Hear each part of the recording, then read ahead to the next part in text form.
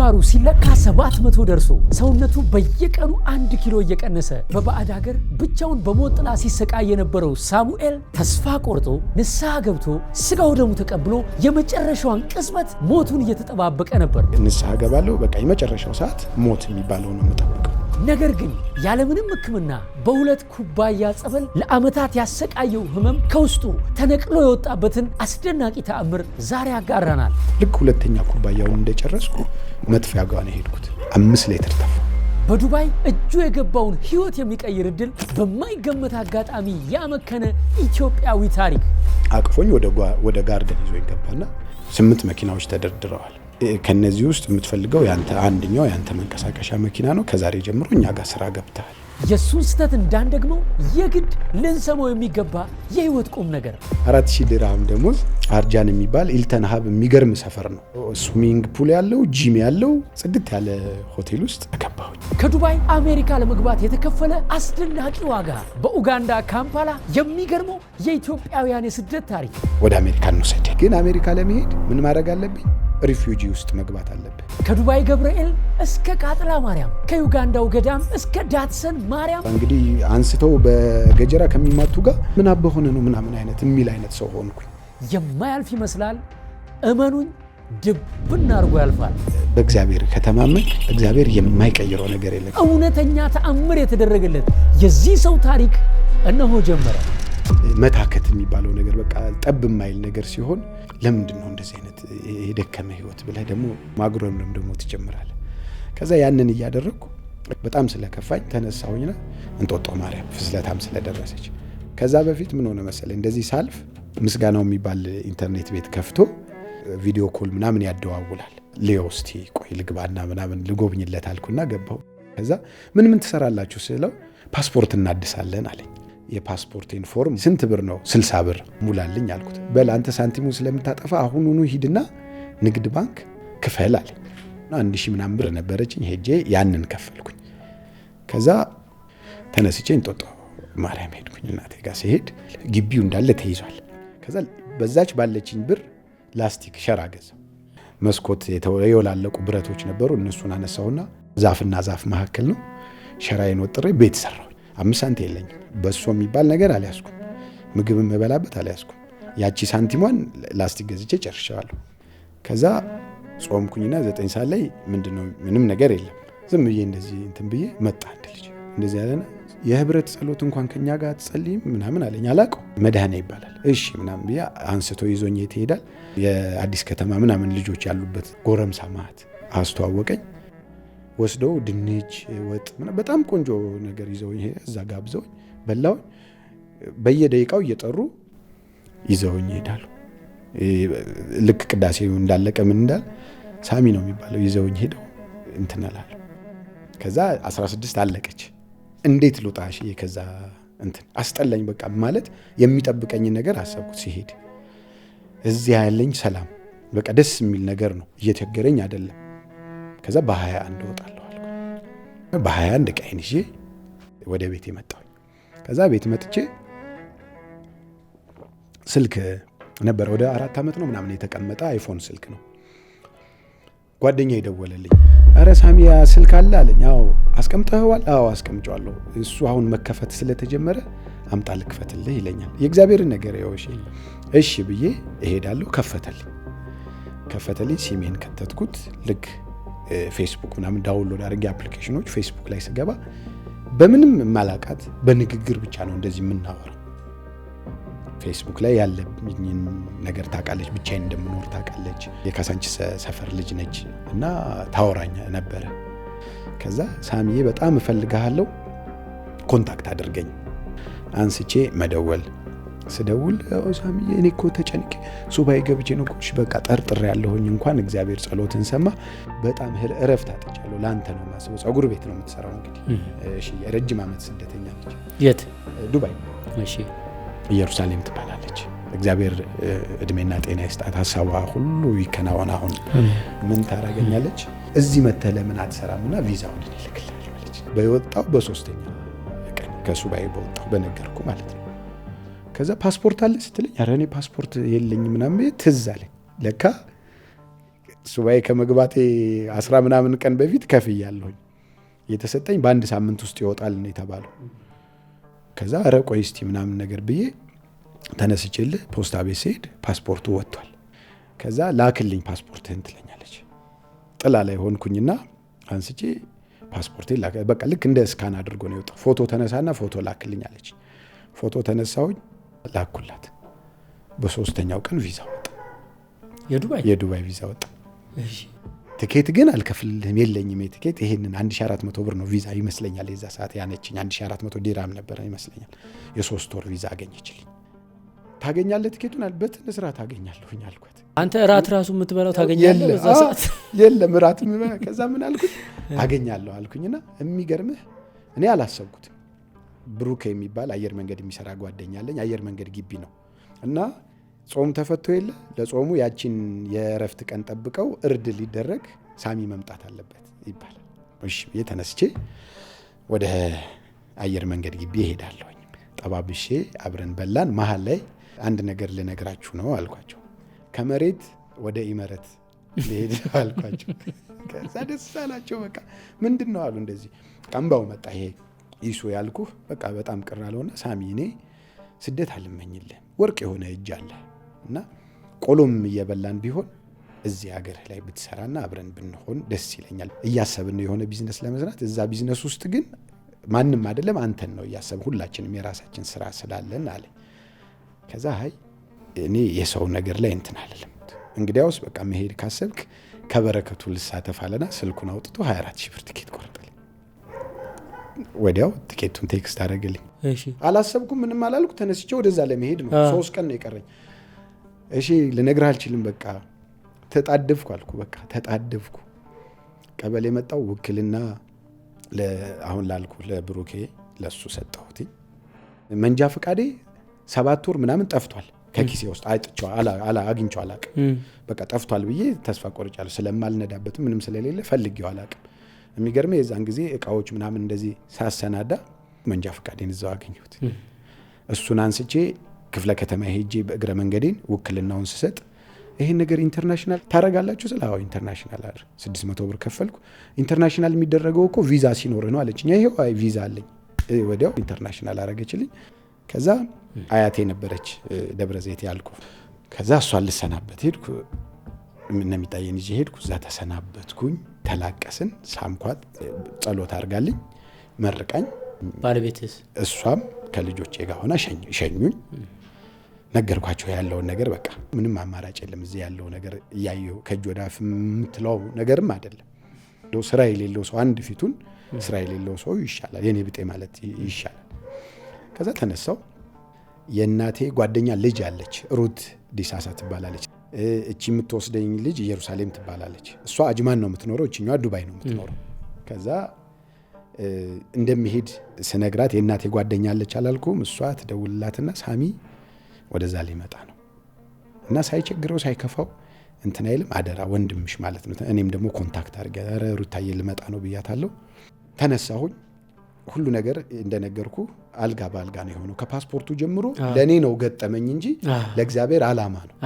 አዲስ አበባ ኤርፖርት ስትገባ ትርምስ ነው። ገባውልህ። ምንም የጉዞ እኔ ናዝሬት ሄጄ የማላቅ ሰው ነኝ። የጉዞ ታሪክ የሚባል የለኝ።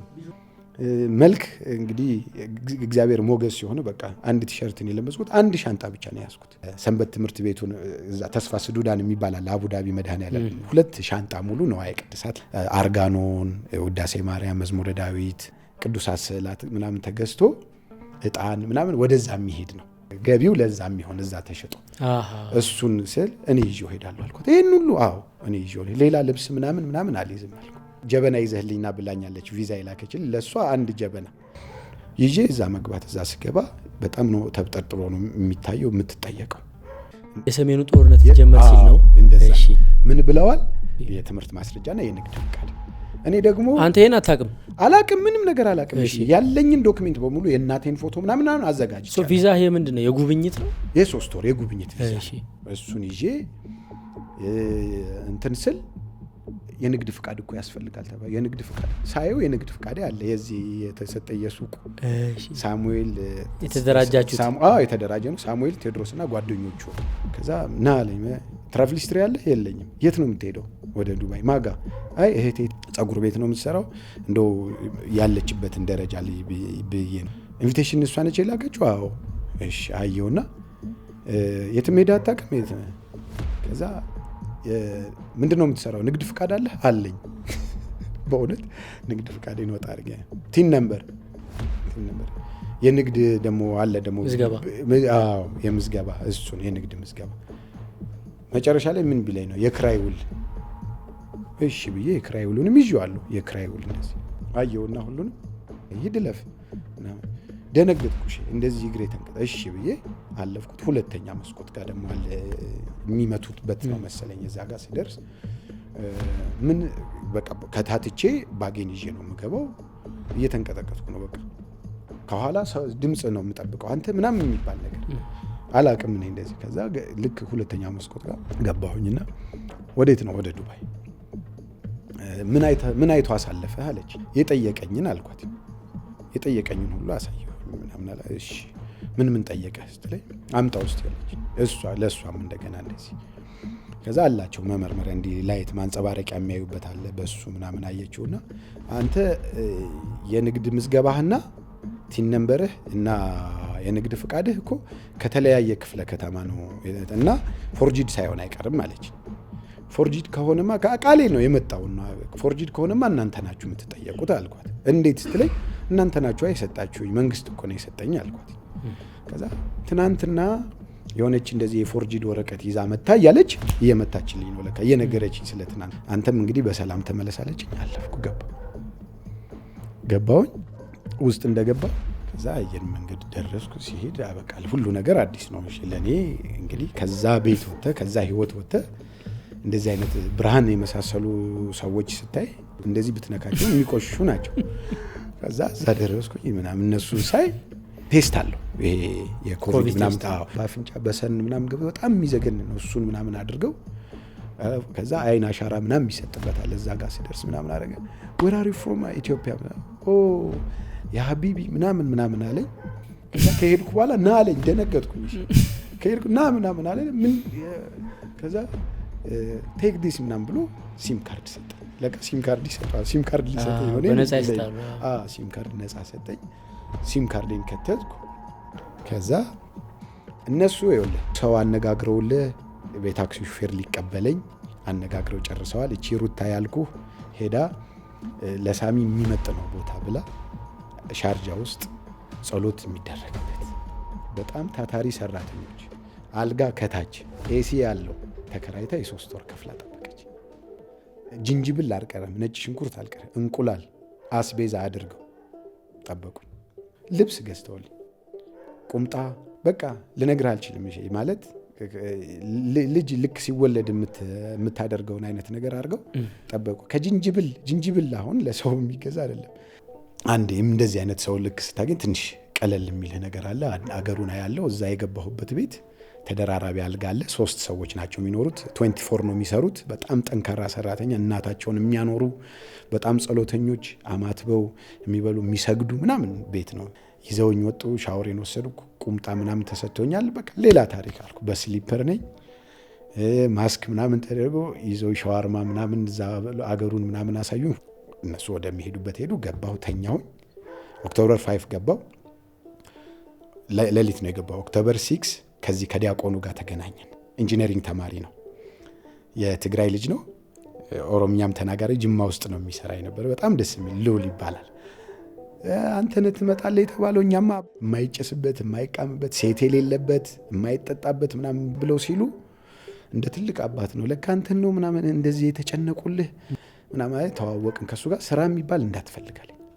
ለምን ስራ እኔ ከመጣሁ ይኸው 5ኛ ወሬ ነው። ስራ ፈልጌ አጥቼ ታክሲ ተመዝግቤያለሁ እና የኛ ታክሲ ሰው እየተቀበለ ነው። ኦፈራል። ለምን ፓኪስታንና ህንድ ነበሩ እንዳለ ድራይቨር።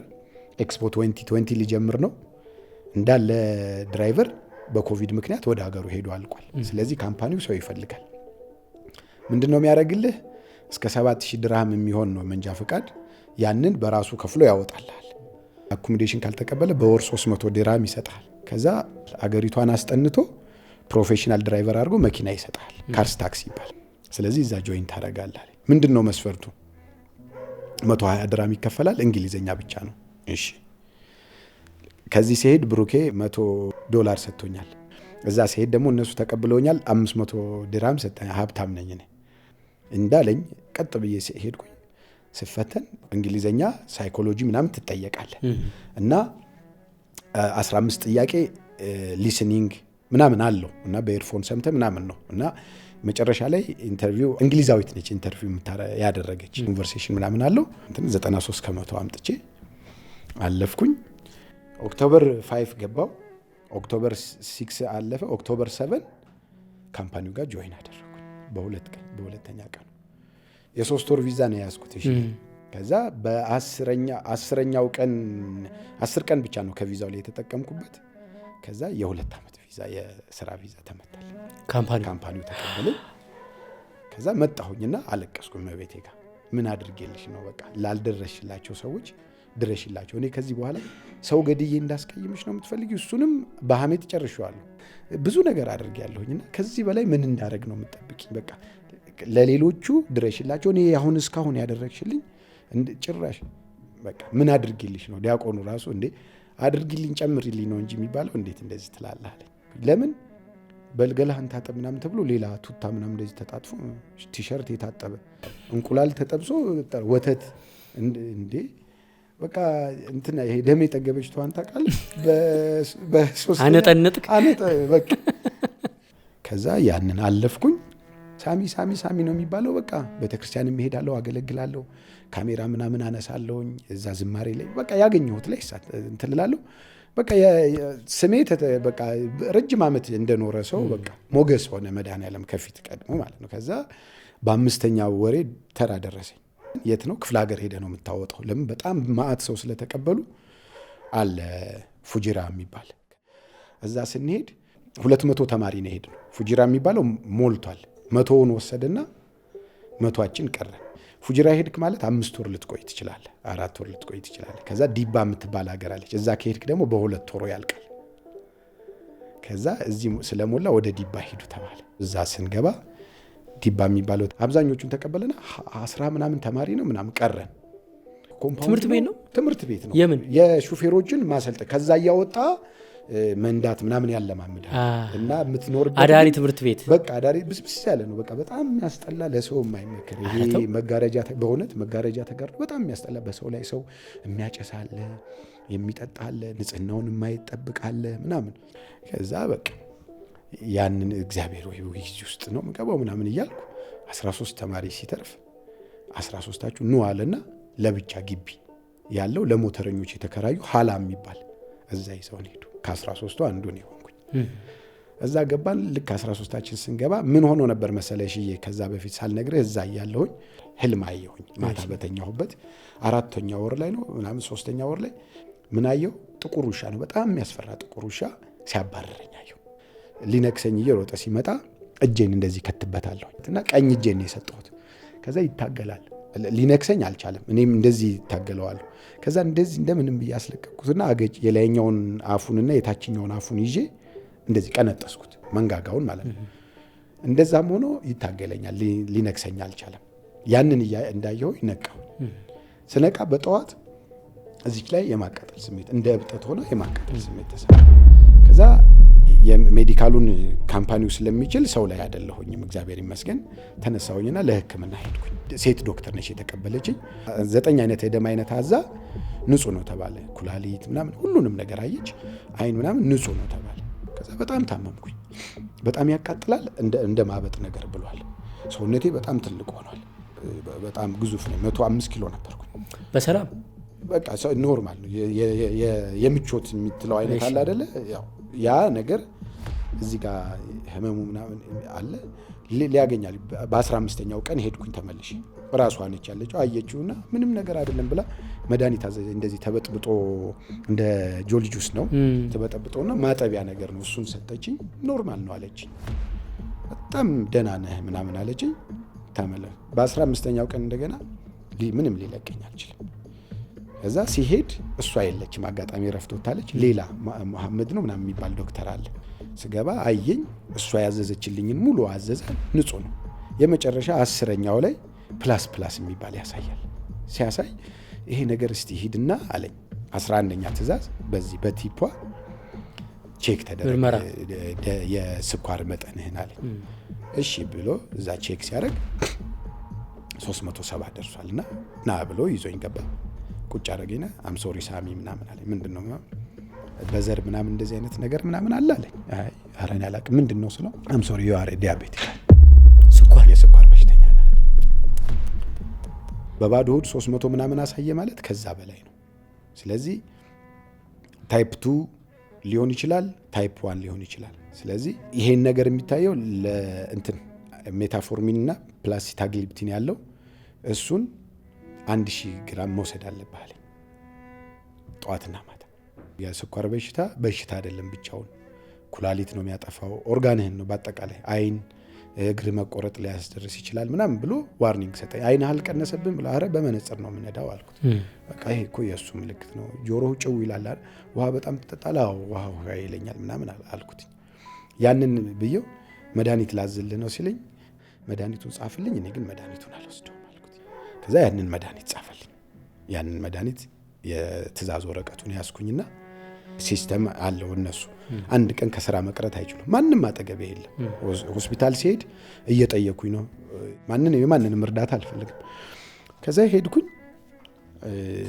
ወደ ቤት የገባሁ ነገርኳቸው። እዛ ላሉ በጣም አዘኑ። የስኳር ምልክት ያሳያል ምናምን ነገር አለ። በጣም አዘኑ። በቃ ከዛ በ3ኛው ቀን ቅድስት ድንግል ማርያም ቤተክርስቲያን አለ ሻርጃ። ከዛ እዛ እንሄዳለን ተዘጋጅ ተጠብቀኝ አለች። ተዘጋጅ ተጠበቅኳት። ማርያም ቤተክርስቲያን ይዛኝ ሄደች። እቺ ሩታ ያልኩ ማለት ነው። እዛ ሄደን ታቦቱ ከፎቅና ምድር ነው በተክና ከፎቅ ነው የሚወርደው። በቲቪ እንደዚህ ይተላለፍልሃል በስክሪን።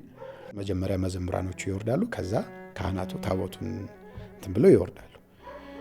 ቄጤማ ተጎዝጉዟል፣ አሪቲ ምናምን በቃ የኢትዮጵያዊ ድባብ ያለው ነው። እዛ ልክ እሱን እያየሁ ስልኬን አውጥቼ ቪዲዮ እየቀረስኩኝ ልክ ታቦቱ ብቅ ሲል መዘምራኖቹ ወርዶ ታቦቱ ብቅ ሲል አልቻልኩኝ፣ እያለቀስኩኝ።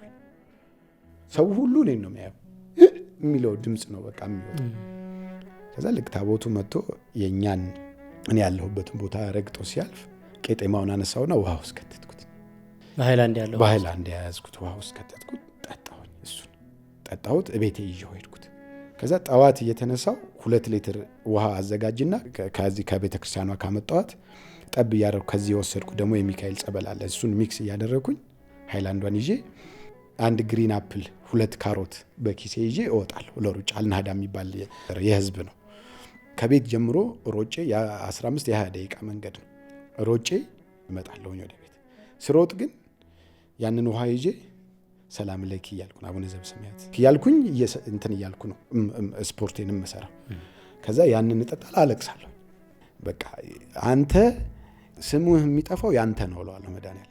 አንተ እናት የሌለውን ልጅ ወስደህ ገደልክ፣ አንተ ገደልክ ነው የምትባለው። ሬሳ ልትመልስ ነው የሚባለው እንጂ እኔ ምን አስጨነቀኝ? መግደል መብት ነው፣ ግን ወስዶ ልጁን ገደለው ነው የሚባለው። እኔ መድኃኒዓለም ተብሎ ያደግኩት አንተን ነው እለዋለሁ።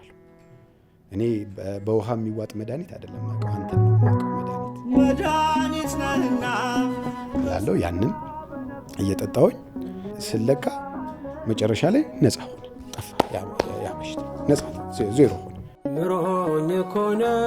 ነፃ ተባልኩኝ። ስራዬን ቀጠልኩኝ። ወደዛ ወደ ነገርኩ ቦታ ሄድኩ። ከዛ እቺ አሁን የነገርኩ ሀላ የሚባለው ቦታ ስንመደብ ትልቅ ሰፊ ግቢ ነው። ለሞተረኞች ነው የተከራዩት። ሞተረኞች ኦልሬዲ ጨርሰው ወጥተዋል። ስለዚህ ያ ግቢ ባዶ ነው። ልክ ከፍተን ስንገባ ሁሉም ተሯሯጠ። ያውቁታል፣ ገባ፣ ኢንፎርሜሽኑ ነበራቸው። እቃቸውን ምናምን አንስተው እየተሯሯጡ ገቡ። አልጋ የታችኛውን ምናምን ያዙ። ሁሉም ከስር ያለውን፣ ከላይ ያለው ቀረ። እኔ ደግሞ ከላይ መውጣት አልችልም በሰዓቱ በነበረና ናና አለኝና ባዶ ክፍል የተዘጋች ትንሽዬ ቤት ነች ለብቻዬ። ኮሜዲና ያላት እንደዚህ መደርደሪያ ያላት። እንደዛ ከሆነማ ና ብቻህን መኖር እንትን ትላለህ። ኧረ እኔ አልፈራም አልኩት። ና ብሎ ለብቻዬ ባዶ ክፍል፣ ጽድት ያለች ባዶ ክፍል ለብቻዬ ሰጠኝ። ያ ሁሉ ሰው ሲሯሯጥ እኔ መጨረሻ ቀርቼ ማለት ነው። እኔ ወንድምህ ወጣሁልህና በረኪና ገዝቼ መጣሁ። በበረኪና ፎ አድርጌ ከሻንጣዬ ከፍቼ ስዕሎቹን ደረደርኩኝ። የጸሎት ቤት አደረኳት። ፍራሽን ይዤ ስገባ መጥተው ሲያዩ ኮመዲን አለው፣ የልብስ ማስቀመጫ አለው፣ የሻንጣ መደርደሪያ አለው፣ ከላይ የሚከፈት የማብሰያ ዕቃ ማስቀመጫ አለው።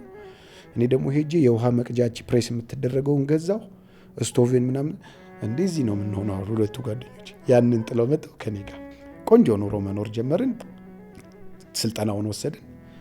5 ወር ምናምን የሚፈጅ የነበረውን በ25 ቀን ጨርሼ ተፈትኛ አልፌ የመንጃ ፈቃድ ባለቤት ሆንኩኝ። ታክሲ ተሰጠኝ።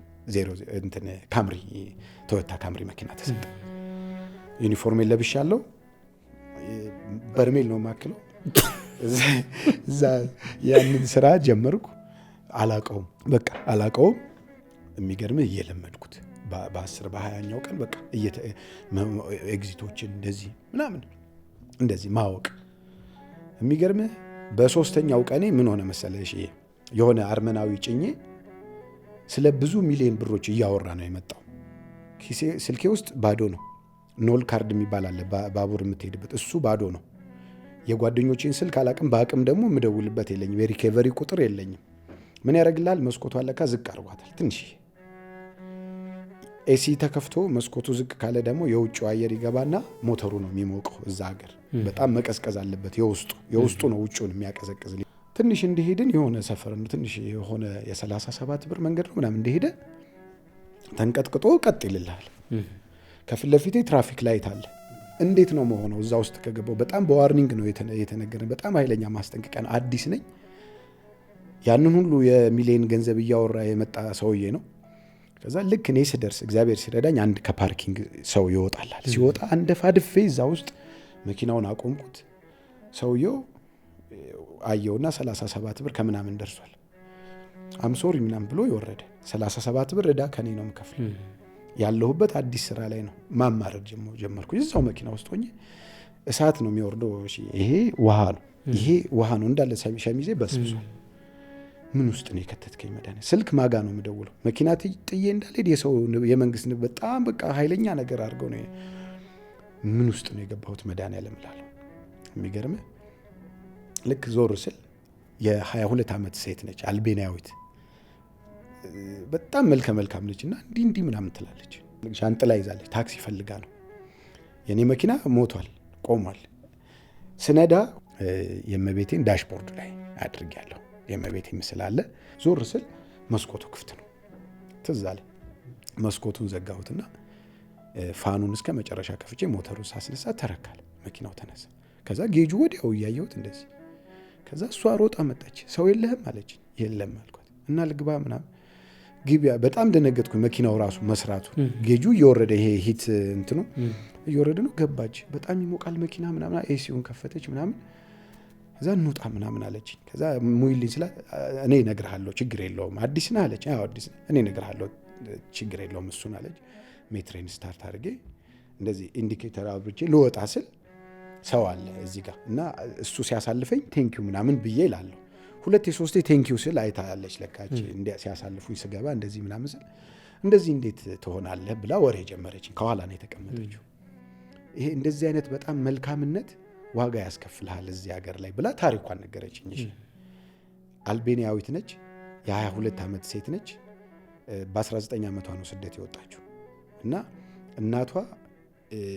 አባቷ ታማሚ ነው፣ የመንፈስ ችግር አለበት እና ማታ ቢላው ያነሳና ሊገል ይሞክራል ቤተሰቦቹን እና እናቷ እያሰረች ነው ያሳደገችው። 4 ልጅ አላት። ኃላፊነቱን የወሰደችው እቺ ነች። ተግተህ መስራት ነው እንጂ እንደዚህ በጣም ዋጋ ከፍዬበታለሁ፣ በጣም በትህትናዬ ዋጋ ከፍዬበታለሁ፣ እንደዚህ እንዳትሆን ትለኛለች። ከዛ እያወራኋት የኔንም ታሪክ ነገርኳት። የኔን ታሪክ ስነግራት እያለቀሰች ነው ያሳለፍኩት ምናምን አለቀሰች። ከዛ የ37 ብር መንገድ ይዛኝ ሄዳ እየነገረችኝ 500 ብር አውጥታ 500 ድርሃም ጠቅልላ ሰጠችኝ። ማንም አድርጎት አያውቅም። ማንም 500 በጣም ማለት ሰምተህ ከሆነ 10 ድርሃም ምናምን ሰው አገኘ ማለት ሌላ ታሪክ ነው። በ3ኛው ቀኔ ሀብታም ሆንኩኝ። በቃ ጫማ ገዛውኝ እጄ ከዛ ዶድራንት ምናምን ገዛው፣ ቆንጆ ቁምጣ ምናምን ገዛ። ከዛ በላውኝ ሄጄ ሻዋርማ 2 ሻዋርማ ነው ልክ አድርጌ በላው። ካርዶቼን ሞላው። ከዛ ለጓደኞቼ ሁላ በቃ የማያቸው ነገር አማርሬ ሳልጨርስ የምስጋና ነገር ይመጣል። ያ ነገር ሆነ። ስራውን በደንብ እያወቅኩት ስመጣ ዱባይ ሞል ተሰልፌ ሁሌ መዝሙር ነው የምሰማው፣ ቅዳሴ ወይ መዝሙር ነው የምሰማው። ሶናታ 2022 ሞዴል አዲስ መኪና ተሰጥቶኝ ሄጄ አውጥቼ ጽድት ያለ መኪና ነው የምንሄደው። ከዛ በተራ ነው እንደዚህ የምትጭነው፣ አንተ መርጠህ አይደለም። እንዲህ ሄደህ ተሰለፍና ፒክ አይቆይም፣ ግን በቃ ቶሎ ነው ፍሰቱ፣ አይቆም አይደለም። ከዛ ቀጥ ብሎ ልጁን እንደዚህ ታቅፎ ሚስቱ አለች፣ አንድ ሰውዬ ወደ እኔ ይመጣል። ከዛ አባት አሉት። አባቱን አምስተኛ ያለው ጋር አስገባና ከፊት መኪናዎች አሉ። ከዛ ገባ፣ ሚስቱንና ልጁን ከኋላ አደረገና መጥቶ ጋቢና ተቀመጠ። ከዛ አሉ እኮ ከፊት ምናምን ስለው ይሄንን ነው የፈለግኩት አለኝ። ከፊት ያሉት እየጫኑ እስከሚወጡ መዝሙሬን ከፍቻለሁ፣ በጣም ደስ ይላል፣ ምንድን ነው የምትሰማው አለኝ። እንትን ነው መዝሙር ነው አልኩት። የት ሀገር ነው ሲለኝ ኢትዮጵያዊ ነህ ምናምን አለና እኛ ሀገር ኢትዮጵያውያን አሉ አለኝ። የት ነው የምትኖረው ስለው አይሁዳዊ ነው፣ የፈረንሳይ አይሁድ እስራኤላዊ ነው። ከዛ ከእስራኤል ነው ሲለኝ እንዴ እኔ እኮ ቤተሰቦቼ እስራኤላዊ ናቸው አልኩት። ናቸው? አዎ ቤተሰብ እስራኤላዊ ቤተሰብ አለን። በፊት እንደውም እንማር ነበረ። ይሄ አለ የህብሩ ጸሎታ አባታችሁ ነው የሚባለው አቬኑ ሻባሻማ የሚትካደሽም ካታቡ መልኩቴካ ባሂም ናሳ ምናምን የሚል እነሱን ትማራለህ። እና ሀቲግፋ የሚባል ደግሞ ተስፋ የሚል መዝሙር አላቸው። ኦሎ ባሌቫ ፔኒማ ኔፊሽ ይሁዲ ሆሚያ የሚል መዝሙር አላቸው። እሱን ያው የልጅነት ስለሆነ ብዙም እንትን አለ። ከዛ ቤተሰብ እኮ እንደዚህ ናቸው የኔ ምናምን ብዬ ማውራት። ከዛ ደስ አለው፣ በጣም ደስ አለው። ከዛ ሻሎም ምናምን ሲለኝ ሻሎም ኤፋታ ሲለኝ እኔ በኢትዮጵያ ምናምን እንደዚህ አይነት ነገር ሎ ምናምን ይስቃል። በቃ እንዴት አወቅ ጎበዝ ነህ እንደውም ምናምን ይለኝ እያለኝ ደንበኛ አደረገኝ እሱ። ከዛ ቀን ግብብነታችን ጀመረ። እንደዚህ የ100 ብር መንገድ ምናምን ሲሆን ይዞኝ ይሄዳል። የ20 ብር ምናምን ይሰጠኛል እና እሺ እቃ እየጣለ ይወርዳል። እቃ ይተዋል ምናምን እነዚህ ኤርፎኖች ውድ የሆኑ እንትኖች ፓወር ባንክ ምናምን ጥሎ ይወርዳል። እኔ የሚያርፍበትን ቦታ ስላው ሄጄ እሰጠዋለሁ። አመሰግናለሁ ምናምን አይልም፣ ዝም ነው የሚለው። ከዛ ይጠይቀኛል ሁሌ ሲያገኘኝ እና ምን ስንት ጊዜ ሰራህ እንደዚህ ያህል ዓመት በምን በኤሌክትሮኒክስ ምን ትችላለህ እንደዚህ ይለዋለሁ። ከዛ መጨረሻ ላይ ኤቲኤም ካርድ ጥሎ ይወርዳል። የዛ ሀገር ኤቲኤም ደግሞ ዋይፋይ ነው እና ዝም ብለህ እንደዚህ አስነክተህ መክፈል ትችላለህ። በተለይ ሱፐርማርኬት ላይ ምናምን ገዝተህ ምናምን አሁን ምን ያደረገ ያንን ሳገኝ ዶቭ ምናምን ይላል ስሙ።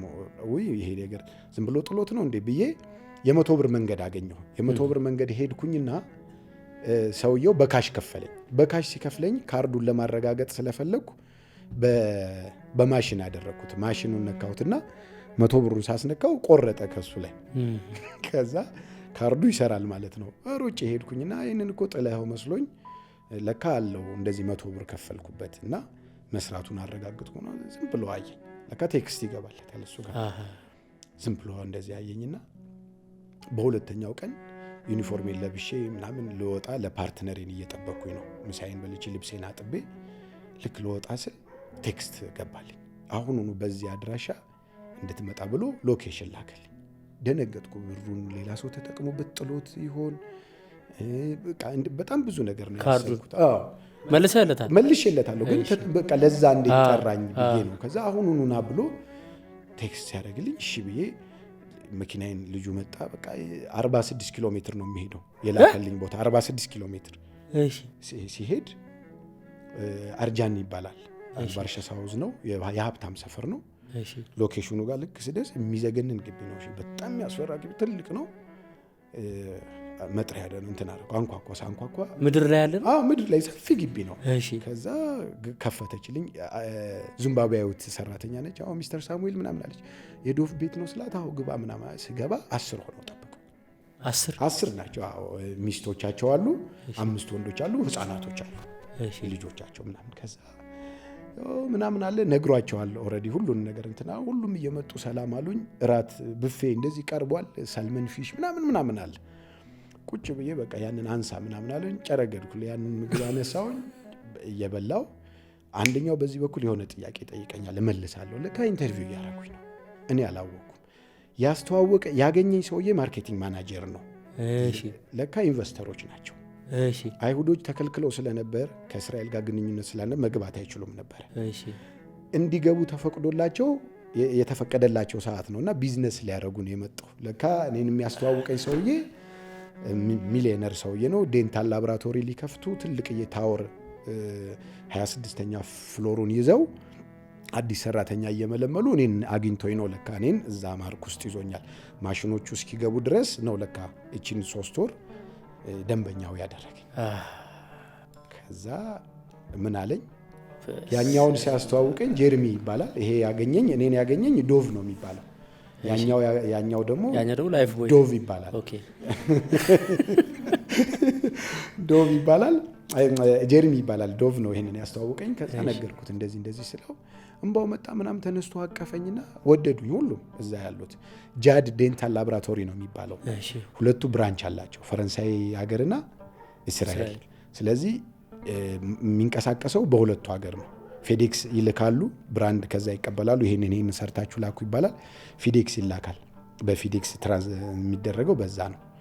ከዛ እኔ መኪና ስለምነዳ መኪና አዘጋጅተው የሹፍርናውንም ከዛ ስራው ደግሞ በደንብ ሲጅል ሜንቴናንሱንም እንድሰራላቸው ነው ጠራኝ። ያኛው ሰውዬ ነው ይሄ አዲስ የተዋወቁት። ራቴን ከበላሁ በኋላ አንስቶ አቅፎኝ ወደ ጋርደን ይዞኝ ገባና ፓርኪንጉ ጋር ማለት ነው 8 መኪናዎች ተደርድረዋል። ከዛ ከነዚህ ውስጥ የምትፈልገው አንደኛው ያንተ መንቀሳቀሻ መኪና ነው፣ ከዛሬ ጀምሮ እኛ ጋር ስራ ገብተሃል። ምን እላለሁ? 4000 ብር ደሞዝ፣ 4000 ድርሃም ማለት ነው እኛ ጋር ገብተሃል። 4000 ድርሃም ደሞዝ እኛ ጋር ገብተሃል። አንተ በታክሲ ስራ በወር ስንት ታገኝ ነበር? አረ 500 ልታገኝ ትችላለህ። ትራፊክ ፋይን አለዋ፣ ትራፊክ ፋይን ትቀጣለህ። አዲስ ነኝ። ይሄ ፓራቢትድ እነዚህ የተከለከሉ ቦታዎች ስታቆም 600 ብር ምናምን ይገባላል። 2000 ድራም ድረስ ቅጣት ሊመጣ ይችላል አዲስ ከሆንክ። ስለዚህ የቤት ክራይ ደግሞ 500 ብር ነው። ኢጃዛ ቤት ስትኖር ለ8 ለ9 ነው የምትኖረው። እዛ ኢጃዛ ቤት ስትኖር 500 ብር ትከፍላለህ። 200 ብር 300 ብር ደግሞ የምግብ አለ። እቺ የምትወጣት የምትለቃቅማት ደግሞ 5 ብር ምናምን ሲሰጥ ሸዋርማህን የላትክ የዕለት ህይወትን እንትን ታደርጋለህ። ያቺ ነች ህይወት። መኪና ምረጥ ያለ አሪፍ መኪና ናቸው። ፕራዶ አለ። ለኔ ካምሪ ነው የሰጠኝ፣ ቶዮታ ካምሪ 2021 ሞዴል መኪና፣ ይሄ ትልቁ ማለት ነው ራቫ4 የሚመስለው ቶዮታ፣ እሱን ሰጠኝ። ይሄ ያለ ከዛ ምን ቢለኝ ጥሩ ነው፣ እሺ ልብስ ሁሉ ጊዜ ዩኒፎርም አድርገህ ነው ማየና ልብስ የለህም። ስለዚህ ኤቲኤም ካርዱን አወጣና ከፓስወርዱ ጋር ልብስ ምናምን ከፈለክ ግዛበት፣ እንዳታጠፋ ብዙ ብር አየዋለሁኝ ምናምን አለኝ። ከነ ፓስወርዱ ኤቲኤም እና ነዳጅ ሙላና ልብስ ገዝተና፣ ኧረ እኔ ልብስ አለኝ አልኩት። አይ ቆንጆ ልብስ በዚህ ስጦታ ነው ምናምን ብሎ ፓስወርዱን ነግሮ ኤቲኤም ካርዱን ሰጠ። በቃ ያን ኧረ እኔ አሁን ዛሬ አልችልም፣ ለምን የመንግስት መኪና ነው የተቀበልኩት፣ ፓርትነር ይጠብቀኛል። ዛሬ ልሂድና እቺን መኪና አስረክቤ ነገ በቃ በዚህ ሰዓት እመጣለሁ። አላመኑ። ከዛ እሺ አልኩኝ። የዛን ቀን ፈቀደልኝ፣ ሄድኩኝ። መኪናዬን መለስኩኝ። ለድርጅቱም ለካምፓኒውም አልተናገርኩ፣ ለምን አልተማመንኩም። ካንስልም አላደረኩም። ዝም ብዬ ነው ታሟል በላቸው ብዬ ለፓርትነሬ ወስጄ ሰጠሁት። ለሱ ነገርኩት እውነታውን። በጣም በቃ አቅፎ እንትን አለኝ፣ በጣም መረቀኝ። ከፓርትነሬ ጋር በሰላም ተለያየን። በነጋታው ወደ እነሱ ጋር ጉዞ ተጀመረ። በቃ እነሱ ጋር ገባሁኝ። ምን አለኝ፣ ድርጅቱ ገና እየተዋቀረ ነው እና አኮሞዴሽን አልተዘጋጀም። ስለዚህ አኮሞዴሽን እስከሚዘጋጅ እየተመላለስኩ ነው። 40 ኪሎ ሜትር ነው የምመለሰው። ግን ስንት ደቂቃ ነው የፈጅብህ? 40 ኪሎ ሜትር? አይ በጣም ትንሽ ነው። 20 ደቂቃ ውስጥ ምናምን ትደርሳለህ። ደስ የሚል መንገድ። እዛ እየሄድኩኝ እየተመላለስኩ መስራት ጀመርኩ። እንጀራ አልቸገርም። እዚህ ቤት ተሰርቶ ነው የሚጠብቀኝ ምናምን። በቃ ገብቼ ልብሴን አጥቤ ምናምን እና እንጀራ ይዤላቸው ገባለሁኝ። ለምን እኔ የበላ ወረቀት የሌላቸው አሉ፣ እሺ ስራ የሌላቸው አሉ። በነገራችን ላይ በዚህ አጋጣሚ ማለት ነው አረብ ሀገር ያሉ ሴቶች የእውነት ነው የምነግርህ ለሰው የሚኖሩ ናቸው። እና ታመምሽ ብትላት መንቀሳቀሻ የላትም። እናትሽ ሞተች ብትላት መምጫ ወረቀት ስለሌላቸው መምጫ የሌላቸው ሰዎች አሉ። ህይወት ከእጅ ወደ አፍ ሆነባቸው። ዝም ብለው ለቤተሰብ ያገኟትን 300 400 ድርሃም እየላኩ እዛ በባዶ የሚተኙ እህቶቻችን አሉ። እንጀራ በበርበሬ ሁላ እንደዚህ እንትን ብለን ቲማቲም ተቆርጦ ሁላ የምንበላበት ጊዜ አለ። እሺ ከዛ ይሄ አጋጣሚ ሆነና 40 ኪሎ ሜትር እንደዚህ ስመላለስ ሲሄድ 40 ስመለስ 40 ነው እንግዲህ ሰርቼ ስመለስና መዝሙሬን እየሰማው ነው የምንቀሳቀሰው። መድኃኒዓለም አወጣኸኝ ከፈተና የሚለው የቀጨኔው አወጣኸኝ ከፈተና እየቀየርኩኝ እያለቀስኩ ነው የምነዳው። እሺ ያንን ሙሉ መንገድ ማለት ነው። እና ከዛ ቤቱን አዘጋጃጀ። ሙሉ ኃላፊነት ለኔ ላከኝ። የ26ኛው ፍሎር ሙሉ ቁልፍ ለኔ ተሰጠኝ። ቁጥር ምናምን እየለጠፍኩ ማሽኖቹን እኔ ነኝ የምቆጣጠረው። አንዳንዴ መኪና ውስጥ አድራለሁ። እሺ ለምን እስከ 8 ሰዓት ምናምን እሰራለሁ። እስከ ሌሊት 8 ሰዓት ሰራተኞቹን አስወጥቼ ቦታውን አጸዳድቼ ማሽኖቹን ገጣጥሜ የነበሩት አጠፋፍቼ ኤሲውን እንትን ብዬ ምናምን 40 ኪሎ ሜትር ከሚሄድልና ያዝለኛል። እና እዛው መኪና ውስጥ እንደዚህ በጨለማ ውስጥ የምተኛበት ጊዜ አለ። እስከ 8 ሰዓት እስከ 7 ሰዓት ምናምን አምሽቼ ያንን ሁሉ ከሚሄድልና በቃ ጥሩ ኑሮ እንትን አለ። ከዛ መውጣት አለብህ ተባለ። አኮሞዴሽን ተከራየልን። አርጃን የሚባል ኢልተን ሀብ የሚገርም ሰፈር ነው። እዛ ውስጥ ስዊሚንግ ፑል ያለው ጂም ያለው ከአይሪሾች ጋር ጽድት ያለ ሆቴል ውስጥ ጠቅልለህ መግባት አለብህ አለኝ። እዛ ገባሁኝ። በስንት ጊዜ ሆነ? ወር ሰርተ ነው? አንድ ወር ምናምን እንደሰራ ነው። ከዛ የሰይጣን ስራ ከዛ ጋር ነው የሚጀምረው። አሁን በእውነት አረተው ልክ ደግሞ እንደገና ፈተና አለ። ከዚህ በኋላ ይሄን ነገር ሲያዩ ጓደኞቼ ጋር ይሄዳሉ። ገባህ? አሁን ታክሲ ላይ አብረው ሲሰሩ የነበሩ ምናምን ጋር እንሄድና ማታ የምንገናኝበት ሰዓት አለ። ልክ ከእነሱን ሰራተኞቹን ካደረስኩኝ እቃውን ከዘጋጋው ካስወጣሁኝ በኋላ ከኔ ጋር አብረው አኮሞዴሽን የሚሄዱ ሰራተኞች አሉ። እነሱን ጭኜ ምናምን ሄድና እዛ ካስገባቸው በኋላ ሻወሬን ወስጄ መኪናውን ይዤ ጓደኞቼ ጋር ሄዳለሁ። ጓደኞቼ ለማግኘት ማታ ላይ ማታ ከ4 ሰዓት ከ5 ሰዓት በኋላ እነሱ በሚመጡበት ሰዓት እና ካለኝ የሁለትም የአንድ ምግብ ትከፍልና እንደዚህ አብረህ ሼር ታደርጋለህ ያለውን ነገርና በቃ ይገርማሉ። እኔ ያንተ ፍጥነት ምናምን በቃ የሆነ አለ አይደል ሰፊ ሱሪ ካደረግ ካላጨስ ካልቃምክ ምናምን አማት በምትበላ ከሆነ የሆነ መዝሙር ምናምን የምትሰማ ከሆነ ክለብ የማትገኝ ከሆነ ፋርሽት ምናምን ትባላለህ። በቃ ፋራ ነው ምናምን ትባላለህ። እና አንተን እንደዛ አድርገን የምናስብህ ምናምን ማንም በ6ኛ ወሩ ማንም ሰው ካንስል አድርጎ ሌላ ስራ የቀየረ ሊያውም በዚህ ደሞዝ የለም እግዚአብሔር ካልረዳው ሰው በስተቀር ማለት ነው። ታምር ነው የሆነው። ያ ነገር ተጀመረ። ለካ አለ የቅናት መንፈስ ደስ የሚላቸው አሉ፣ የሚያመሰግኑ አሉ። በዛው ልክ ደግሞ አይናቸው የሚቀላ ሰዎችም አሉ። በጉዟችን ውስጥ ብዙዎች አግዘውናል። በተለይ ዶንኪ ቲዩብ ላይ ደግሞ አጋሪ የሆኑ እዛ ጋር የምንሰራውን ስራ በደንብ እንድንሰራ ጉልበት፣ ጥንካሬ እንድናገኝ ሲያግዙን የነበሩ አሉ። ለምሳሌ ስማርት ፊደል፣ በዚህ አጋጣሚ እናንተ እንድታመሰግኑልኝ እፈልጋለሁ። አሜሪካን ሀገር አፋቸውን የፈቱ ልጆች አማርኛ ቋንቋን መናገር፣ መጻፍ፣ ማንበብ እንዲችሉ በአጭር ጊዜ በተለይ በ5 ወር ልጁን ቋንቋ እንዲያስተምር እነዚህ ስማርት ፊደሎች በጣም ሳይንሳዊ የሆነ የተጠና ማቴሪያል በየሳምንቱ ወይም ልጁ አንዷን ምዕራፍ እንደጨረሰ ሁለተኛውን እያደረጉ ይልካሉ እና በጣም የሚገርም ግልጽና ሳይንሳዊ የሆነ በአጭር ጊዜ ለውጥ የምታዩበት የልጆች ማስተማሪያ ነው። እስር በምታዩት ዌብሳይትና ስልክ ቁጥር እየደወላችሁ አሜሪካና አካባቢዋ ያላችሁ ልጆቻችሁን አማርኛ በማስተማር እንድትጠቀሙበት፣ ዶንኪ ቲዩብንም ስላገዛችሁ ቴንኪዩ እንድትሉልኝ ከልብ ነው ሪኮመንድ ማድረገው። አሁን ታሪኩን ልቀጥልላት። ከዛ ኤችአር ላይ ፊሊፒን ነበረች እና በጣም እዛው ይሄ መስሪያ ቤታችን ላይ ማለት ነው። እና ሰውየው በጣም ያምነኛል። እሺ ከዚህ ከአፍሪካ ሄደ ከሚስቱ ጋር እንደዚህ ቢች ሂዱ ምናምን ብሎ ይልከኛል ሰውየው። በጣም በቃ የምነግር ብዙ ብር 370,000 ዩሮ በባግ አድሯል እኔ ጋር። የዚህን ያህል ፓስፖርቴ እኔ ጋር ሆኖ ምናምን የዚህን ያህል በቃ በጣም ፍቅር የሚሰጠኝ ሰውዬ። ለካ ሴትዮዋ እኔ ምን አረጋለሁ መሰለ አይሁድ እንደሆንኩ ነው የምታውቀው። ስለዚህ ቅዳሜ አልሰራም። አርብ ማታ ቅዳሜ መኪናውን ይዤ ቤተክርስቲያን እሄዳለሁ። አሁን አላየን ከተባለ ወይ ደግሞ እንደዚህ ከዚህ እንደ ናዝሬት ምናምን እሄድበታለሁ መኪናው። ለካ ጂፒኤስ አስገጥማበታለች። ጂፒኤስ አስገጥማበት ያንን ለካ ኢንፎርሜሽን ትሰጠዋለች። ሆም ብላ ልክ እዛ ስደርስ የ2 ሰዓት መንገድ ሄዶበታልና ስራ አለ ብላ ትደውል። ውይ አሁን አይመቸኝም እንደዚህ ቦታ ነኝ ስል እንዳለ ቮይሱን ለካ ለሱ ፎርዋርድ ሰውየው ተቀያየረ። አባቴ አንተ ሳታስፈቅድ ነው የምትሄደው? በራሴ ነዳጅ አሁን ከሱ አላስቀዳውም፣ በራሴ ነው የምሞላው። ጥቅምህ ይሄ ነው። በቃ አሁን መኪናው ኦልሬዲ አምኖ ሰጥቶኛል። አላጋጨሁት፣ ምን አላልኩት። ነዳጅ እሞላለሁኝ፣ መኪናው እኔ ጋ ነው። የትም ልንቀሳቀስ የረፍቴ ሰዓት ነው፣ በእኔ ኃላፊነት ነው። ነዳጅ ከሚገባው ኮታ በላይ አልሄድበትም። ስቀዳ ደግሞ ያውቀዋል ራሱ አለ ሪሲት አውጥቻለሁ። በራሴ ከፍዬ ነው የቀዳሁት።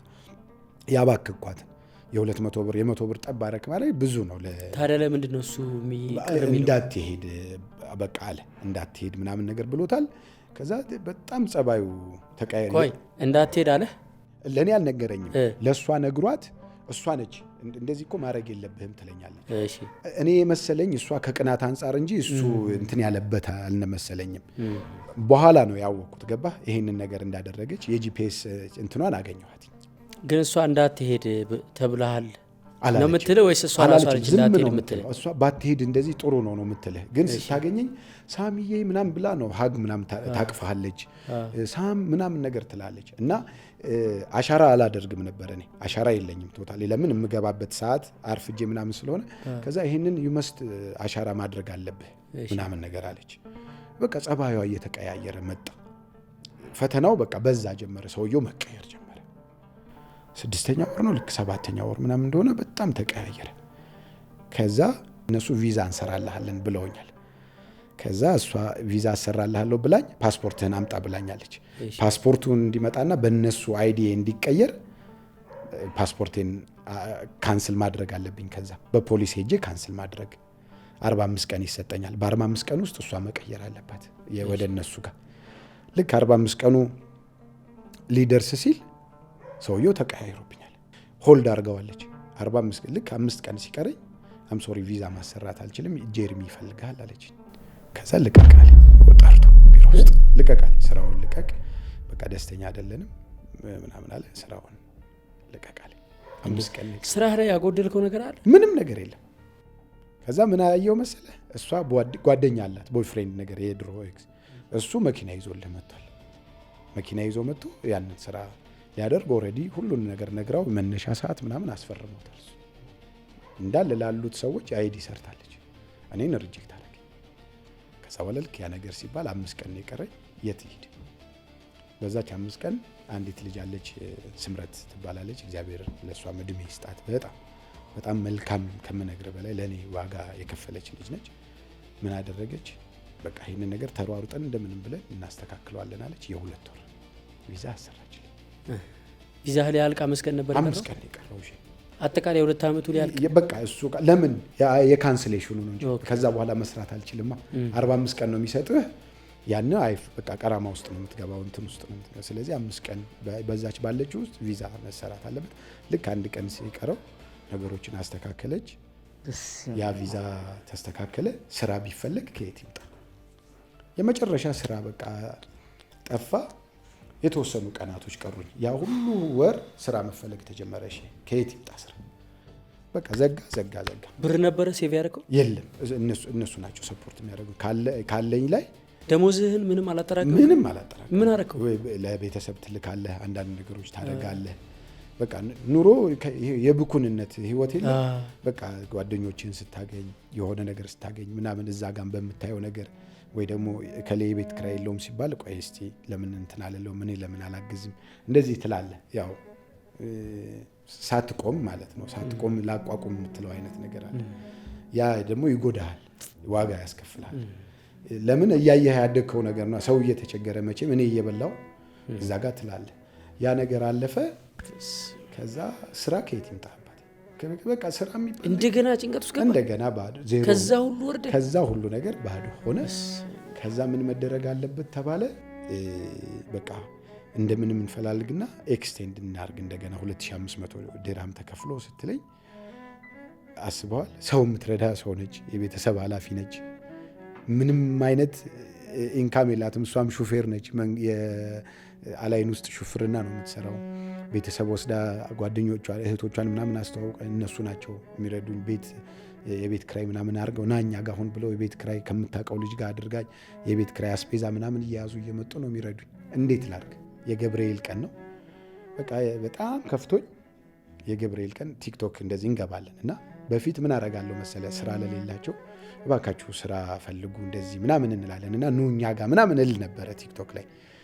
ከዛ ቲክቶክ ላይ ገብቼ እናቴ ካሳደገቻቸው ልጆች አንድኛዋ ቲክቶክ ላይ ታገኘኛለች።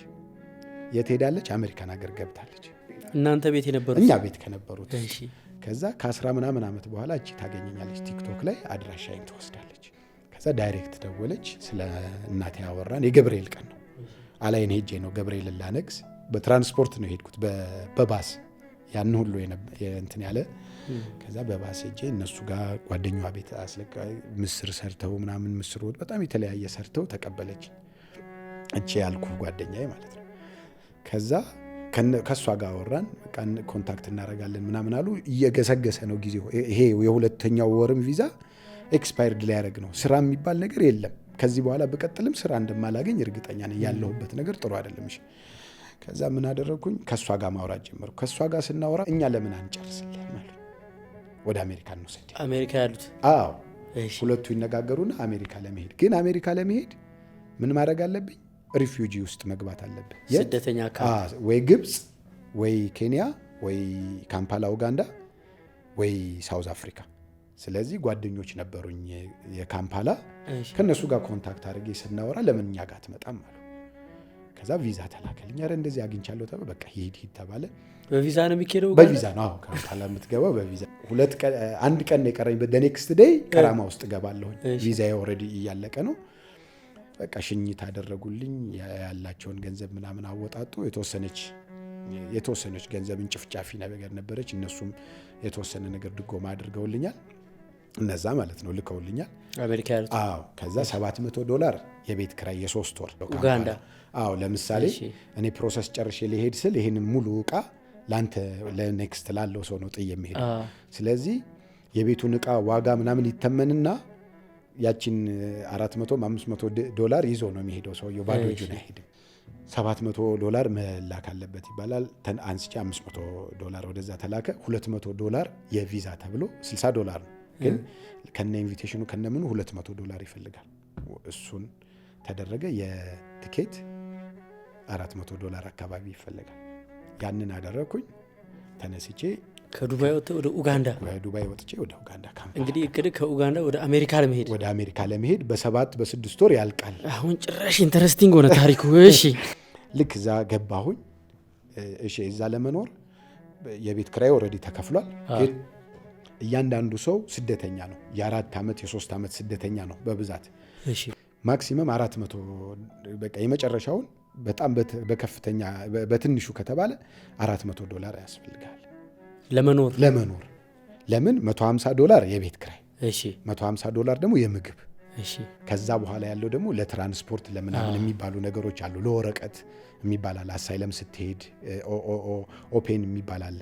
እዛ ኦፔን ስትሄድ የሚከፈል ምናምን አለ። እና ያንን ለማድረግ በሞተር ነው የምትሄደው። እያንዳንዱ ስደተኛ ነው 5 ብር 10 ብር ምናምን ያስከፍሉሃል። የሞተር ይሄ በቦዳ ነው ቦዳ ይባላል። በዛ እያንዳንዱ ሰው በካልኩሌሽን ነው የሻይ የምናምኑ እንዳለ በሚላክለት እንትን አድርጎ ነው እንጂ ያንተን ችግር ዞር ብሎ የሚያይልህ የለም። እኔ ደግሞ ስፖንሰር የለኝም። እነዚህ ሰዎች ያንን ኃላፊነት የሚወጡ ናቸው እንጂ በየወሩ ይሄንን እናደርግልሃለን የሚባል ቃል የለም። ዝም ብዬ ነው ተነስቼ ሄድኩት። እግዚአብሔርን አምኜ ማለት ነው። በቃ እንደምገባ እርግጠኛ ሆኜ ነበር ሄድኩትኝ። ከዛ ልክ እዛ ስደርስ አሳይለም መወጣት አለበት። ከዛ ደግሞ ፉል ስታተስ አይዲ የሚባል አለ። አሳይለሙ የኡጋንዳ መንግስት ብቻ ነው የሚያውቀ። አሳይለም ሲከር ስትሆን WHO እና UNHCR ይሄ ዓለም አቀፍ ስደተኛ አይደለ። ከዛ አሳይለምን አወጣው። $100 ለሱ ተከፈለ። እነዚህ የምነግርህ ወረቀቶች የነፃ ወረቀቶች ናቸው። በነገራችን ላይ የምከፍልባቸው ነፃ ናቸው። አዎ ግን አንተ ስደተኛ ከሆንክ ጥቅማቸው እሱ ስለሆነ ያስከፍሏል። ፉል ስታተሱ ለመያዝ $2500 ያስፈልጋል። የነፃ ወረቀት ነው የምነግርህ። ምን ማለት ነው እሱ ፉል ስታተስ? ፉል ስታተስ የሚባለው የዩኤንኤችሲአር እና WHO የሚያውቁ ኢንተርናሽናል ስደተኛ ለመሆን ያኛው የኡጋንዳ ፖሊስ ብቻ ነው የሚያውቅ። ኢንተርናሽናል ለመሆን ግን ያንን ፉል ስታተስ መያዝ አለብህ። የሳሙኤል የአሜሪካ ፕሮሰስ እስኪሳካ አንዲት መልእክት ላስተላልፍ። አሜሪካ ላላችሁ በተለይ ውጭ ሀገር ሆናችሁ ለመጽደቅን ለመርዳት በገጠር የጀመርነውን ታማሚ ልጆች ላሏቸው እናቶች በሰፊው የምንደርስበትን አስደናቂውን የበጎ አድራጎት እንቅስቃሴ ለማገዝ በቀጥታ በየትኛውም ሀገር የፎሬን ከረንሲ ይህንን ባርኮድ ስካን በማድረግ ወይም ከስር ያስቀመጥነውን የወገን ፈንድ ሊንክ በመንካት ማገዝ ትችላላችሁ። እስካሁን 14.5 ኪሎ ሜትር መንገድ ሰርተን ካልቨርት ለመስራት ጫፍ ላይ ቆመናል። በቀጣይ ውሃ ይቆፈራል። በማስከተል መንደሩ ተገንብቶ ታማሚ ልጅ ያላቸው እናቶች እየመጡ 2 ወር እርፍ ብለው ስልጠና ወስደው ገንዘብ ተሰጥቷቸው እየሰሩ ልጆቻቸውን ለማሳደግ ለልጆቻቸው የሚተርፉበት ትልቅ መንደር ነው። በ0941 58 77 77 ካሁን ጀምሮ በቁሳቁስም በገንዘብም ድጋፋችሁ አይለየን። የሳሙኤል የአሜሪካ ፕሮሰስ ይሳካ ይሆን? ታሪኩን አብረን እንስማው። ከዛ 2500 2000 ብር ከ1900 ብር ምናምን ያስከፍሉሃል ደላላው ገብቶበት ማለት ነው። ይህንን የሚሰራው የኔና ያንተ ደም የሆኑት ናቸው። በመሃል ገብተውበት ከኡጋንዳዎቹ ጋር ተሰማጥሮ ቴካዌይ ነው ቤት ድረስ የሚመጣል ያለ ምንም ኢንተርቪው ያለ ምንም ነገር። ስደትን የሚያከብድብህ የራስ የገዛ ወገን የነፃ ወረቀት ነው ይሄ። ከዛ ያ መሆን አለበት ሲባል እኔ አሳይለሙን ብቻ ነው የያዝኩት። ከዛ አሰብኩት ነገሮቹ ከተጀመሩ ከተሳካ ምንም ችግር የለም፣ ይሄንን መስዋዕትነት እከፍላለሁ፣ እነሱ ላይም ጥገኛ አልሆንም የሚለው ሐሳብ መጣልኝ። ከዛ ችግሩ የሚጀምረው ከዚህ በኋላ ነው። በጣም አስከፊው ነገር ማለት ነው። እሺ አረተው በእውነት ምን ሆነ መሰለ፣ ስደውልላቸው ኮሙኒኬት ሳረጋቸው አያነሱ። እነማ እንወስዳለን ያሉት አሜሪካ ያሉት ስደውልላቸው አያነሱ። ቴክስት ሳረግ አይመልሱ። ቶታሊ ዘጉኝ። ጸጥ ተባለ። ምንድነው የምበላው? እዛ ጋር ያሉት ጓደኞቼ ተቀብለውኛል። እነሱም በድጎማ የሚኖሩ ሰዎች ናቸው። የሆነ ድርጎ እየተደረገላቸው የሚኖሩ ናቸው። ከነሱ ውጪ እንዴት አድርጌ ነው የምኖረው? ከዛ በጣም ተቸገርኩኝና የመቤቴ ቀን ነው አስታውሳለሁ። ብድግ ብዬ እንደለመድኩት ወደ ጭቅጨቃ ልገባ ነው። ብድግ አልኩና መድኃኔዓለም ቤተክርስቲያን አለ ሄድኩኝ። ሄጄ ስቅስቅ ብዬ አለቀሱ። ምን እያደረክ ነው? ምንድነው አሁን ይሄ ይሳካል ብዬ መጣሁ። ሰው ሁሉ ፊቱን አዞረ። አሁን ምንድነው መሆነው ብዬ ጨርሼ ቀና ስል ቆመዋል። ከዛ አባ ሰላም ነው አልኳቸው። ሰላም ልጄ ምናምን አይሃለሁ ምናምን እንትን ነው አልገፈፈም ገና። ይሄ የዱባይ ወዝ አለ ገባ። አለባበሱም ነጭ ለብሰ ነጠላ ምናምን አድርጌ ነው እንትንም ብለው የነበረውና ሁሉም ሰው ለካ እይታ ውስጥ የሚገባ ነው። አረንጓዴ ቢጫ ቀይ አለ ነጠላ ጥለት፣ እሱን አድርጌ ነጭ በነጭ ለብሼ ምናምን ነው በጣም እንትን ብዬ ነው ከነጭ ጫማ ጋር ምናምን ነው የምሄደውና ይሄ አፕሎዋች ምናምን አርገ ምናምን ስትሄድ ሰው ለካ አይን ውስጥ ነው አይን ውስጥ ገብታልና አይተውኛል። አባ አይተውኛልና አባዬ እንደዚህ ነው ምናምን ስላቸው ደነገጡ። ምንድነው? አይ እንደዚህ አትመስልም እኮ ምናምን አሉ። 1 ወር ሆኖኛል። ከዛ ስራ ፈልጌ ነው። ምንድነው የተማርከው? እንደዚህ ኤሌክትሮኒክስ ሰራለሁ ስላቸው ስልካቸው አወጡና የእንጨት መሰንጠቂያ አለው ደወሉለት። ኡጋንዳ ውስጥ የታወቀ ባለሀብት ነው። ከዛ ደወሉለት። እንደዚህ አይነት ልጅ አሁን ነው ይመጣላቸው። በ1 ወር ስራ የሚባል የለም። እሺ ካምፓላ ላይ አታስበው ስራ የሚባል በተለይ ለወንድ ለሴት ልጅ ብዙ አማራጮች አሉ። ቡና መሸጥ፣ መስተንግዶ ምናምን አለ። ወንድ ልጅ ግን ምንም ነገር አታረገው። ሲጀመር ሌበር ርካሽ ነው። ከዛ ይምጣ አሉኝ። ከዚህ ሲሄድ መሳሪያን ይዤ ነው ሄድኩት ወደ ዱባይ። ከዱባይም ሲሄድ እንዳለ ሙሉ መፍቻዎችን ምናምን ይዤ ነው የምንቀሳቀሰው። ባጌን ምናምን ይዤ ሲሄድ አየኝ። እንደዚህ ትሰራለህ ምናምን? አዎ እቀጥርሃለሁ አለኝ። በወር $200 እሱ ጋር ቁርስ ምሳ እራት አለው። አለፈ። ትንሽ ተንፈስ አልኩኝ። አርብ ቀን እመጣለሁ፣ ጓደኞቼን አገኛለሁ። በቃ ሰላም። ያንን ልሰራ ወሰንኩ። እየሰራሁኝ ሰውነቴ ሬዚስታንስ ማጣት ጀመረ። ውሃ በጣም እጠጣለሁ አላውቀውም እኔ እና የእልህ የሚመስል ስሜት ነገር ነው የሚሰማኝ። እልህ የሚለው ስሜት ይሰማኛል። ውሃ በጣም እጠጣለሁ። ውሃ በጣም ያስጠጣኛል። ከዛ በቀን 1 ጃር አይበቃኝም፣ 22 ሊትር ውሃ እጠጣለሁ። በእውነት ከጠዋት የጀመርኩኝ እስከ ሌሊት ድረስ ማለት ነው። ሌሊት ሙሉ ይጠማሃል? በጣም ይጠማኛል እና አላውቀው። ከዛ ሰውነቴ በቀን 1 ኪሎ ማለት ትችላለህ። በ1 ወር ውስጥ 38 ኪሎ ቀነስኩኝ። በ1 ወር ውስጥ ማለት ስራ ይዘህ እየበላህ እየጠጣሁ ከ105 ኪሎ 62 ኪሎ ገባሁ።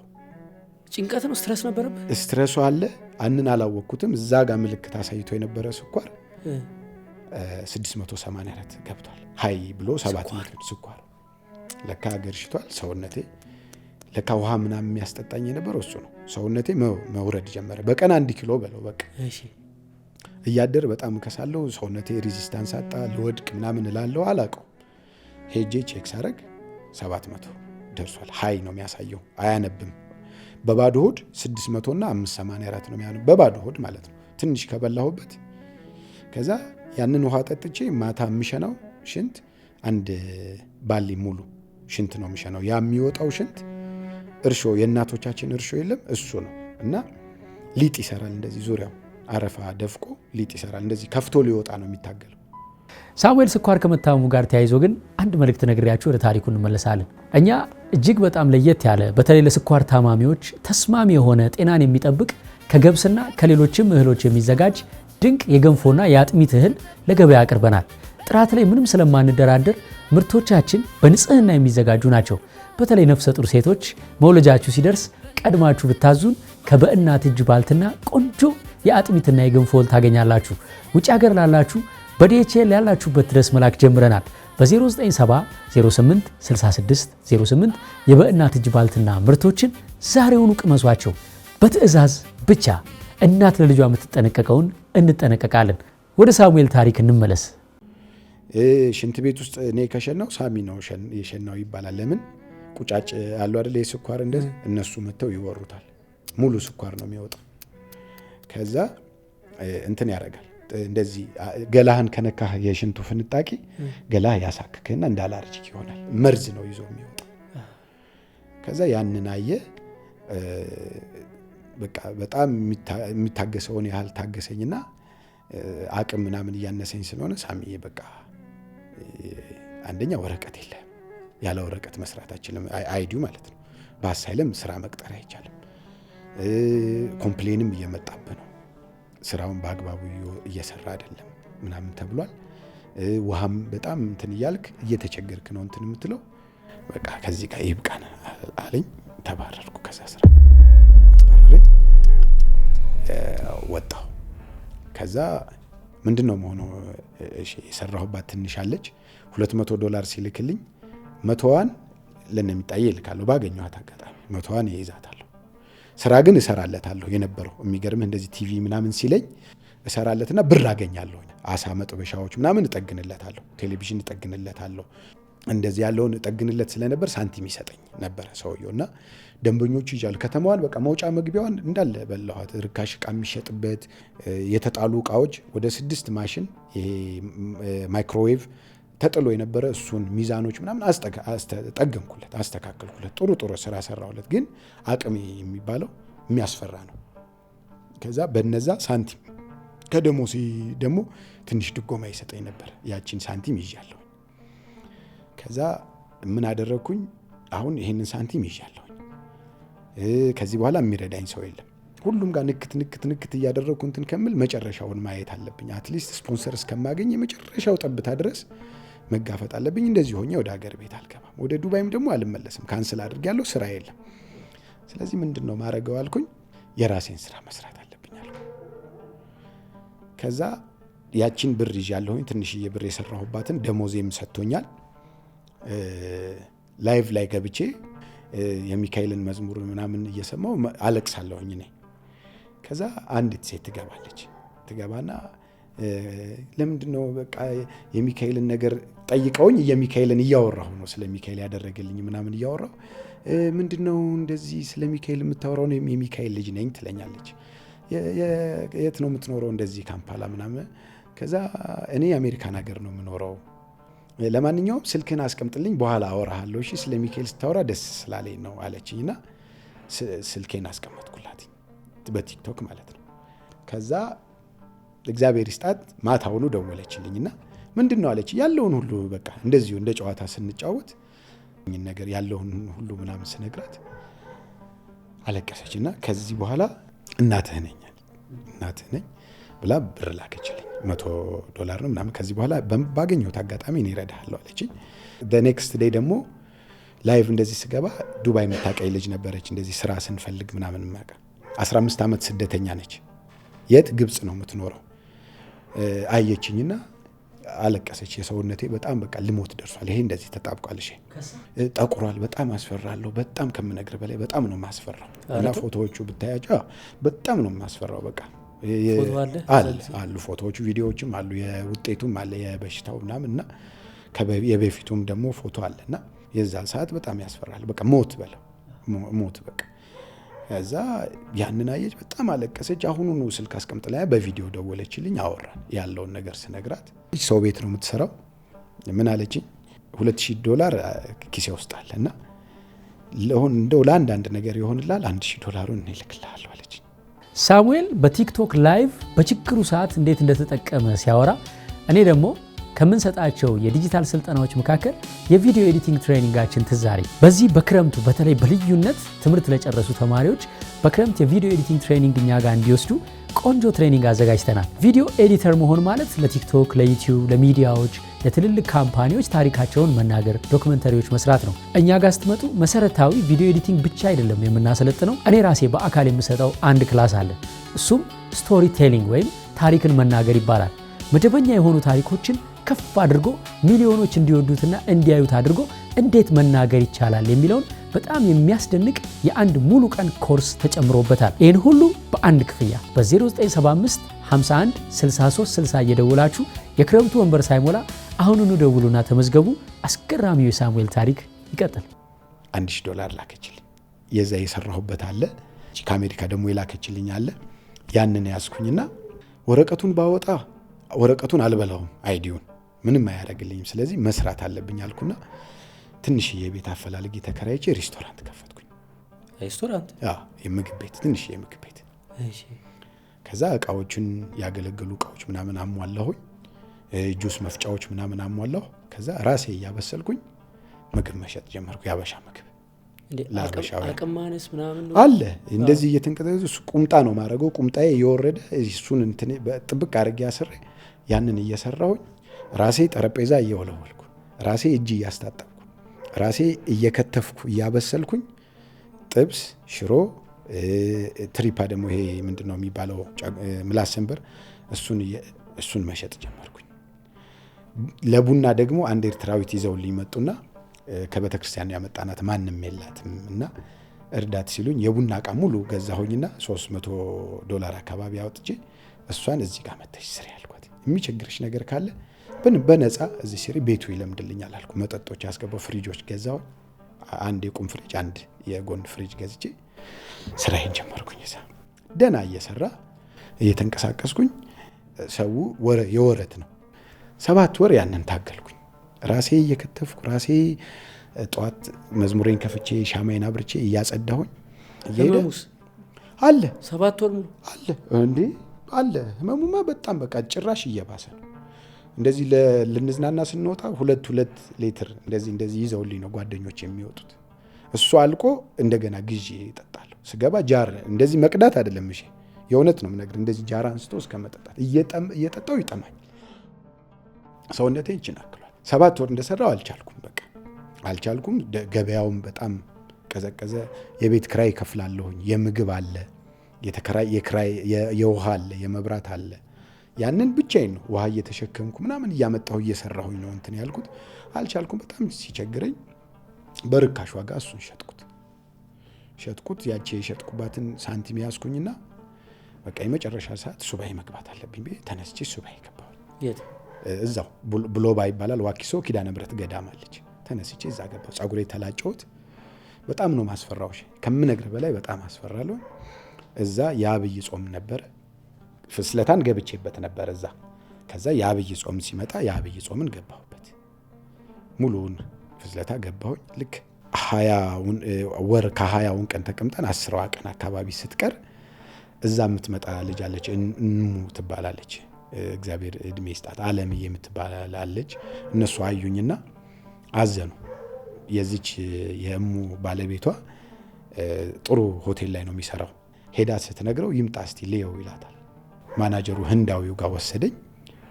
እኔ ጋር ቀጥሬያለሁ አለኝ። አናገረው። ደሞዝ አልተነጋገርም። መስራት ብቻ ነው የምፈልገው አልኩት። እዛ በቴክኒሻንነት አስገባኝ። ማደሪያ እሷ ና አለችኝና እሷ ቤት ውስጥ አልጋ ሰጠችኝ። ኮንቲነር አለች፣ ሆቴል አላት፣ ትልቅ ሆቴል። እዛ ውስጥ ኮንቲነር አለች። እዛ ኮንቲነር ውስጥ ጽድት ያለ ኮንቲነር ነው። እዛ ውስጥ ፍራሽ እንትን አልጋ ምናምን አድርጋለኝ። እዛ ውስጥ መኖር ጀመርኩኝ። እራት ታበላኛለች። በገባው ሰዓት እራት ታበላኛለች። የታክሲ ገንዘብ ትሰጠኛለች። ሰርተህ ትከፍላለህ ያለች ማለት ነው፣ እንድበረታታ። እግዚአብሔር ይስጣት። ሐሳቧ የሷም ሐሳቧ የሱንም ሐሳብ እግዚአብሔር ይሙላላቸው በእውነት ለደረሱልን በሙሉ። ከዛ ያንን ነገር አደረግ። ያንን እየሰራሁኝ በቃ ህመሙ እየባሰ መጣሽ። ቆይ መድኃኒት የስኳር አልጀመርኩም። መድኃኒት በቃ ምያለሁኝ። መድኃኒት የሚባለው ነገር አንተ ነህ ብየዋለሁኝ። ነግሬዋለሁ። በቃ ከሞት ጋር ግብ ነው። እሺ በቃ መድኃኒት የሚባል አልጀመርም። ባገኘሁት እንትን ጾም ጸሎት ይዛለሁ፣ ስግደት እሰግዳለሁ፣ መዝሙረ ዳዊት እያነበብኩ ነው የምሄደው፣ ንስሐ ገባለሁ። በቃ የመጨረሻው ሰዓት ሞት የሚባለው ነው የምጠብቀው። ስለዚህ ምን ማድረግ አለብኝ? መሰናበቴም ስለሆነ ስለዚህ ወደ እሱ መቅረብ አለብኝ አልኩና ጓደኞቼ በጀርባ ያወራሉ። ሬሳ ሊልኩ ነው፣ እንዴት ነው ገንዘብ የምናደርገው ይላሉ። ጨንቋቸዋል። በየቀኑ ስመጣ ጥላሸት ሆኜ ነው የሚያዩኝ። በዛች 2 ወር ሱባኤን ቀኖናዬን ወሰድኩ፣ ጨረስኩኝና የንስሐ አባት ይዣለሁ። እግዚአብሔር እድሜ ይስጣቸው። አባ ኃይለ ሚካኤል ይባላሉ። እሳቸው የንስሐ አባት ሆኑኝ። ቀኖናዬን ጨረስኩኝ። ከጌታዬ ጋር ተገናኘሁ። የዛ ሰዓት የመጨረሻውን ዘጋው። በቃ ልሞት ነው እኔ። ከዛ ልክ 1 ወር ሲቀረኝ 1 ወሩን ሲሞላኝ ማለት ነው። እሺ ልክ ደሞዝ ልቀበል 3 ቀን ሲቀረኝ ወደ ኢትዮጵያ ደውላለሁ። ወደ ኢትዮጵያ ስደውል ልጄ አይነሳም ስልክ። ሴቷ ልጄ ማለት ነው 18 ዓመቷ ነው አሁን እና እንትን ምንድነው ትርፋንጀት ተብሎ ትርፋንጀቱ ሆዷ ውስጥ ፈንድቶ ሆስፒታል ይዛለች። የተክለሃይማኖት ቀን ስደውል አያነሱ እና ቪዲዮ ኮል ምናምን ስደውል አያቷ ጋር ነው ያለው። ከውጭ የመጣች የወንድሟ ሚስት አለች፣ የባለቤቴ የወንድሜ ሚስት።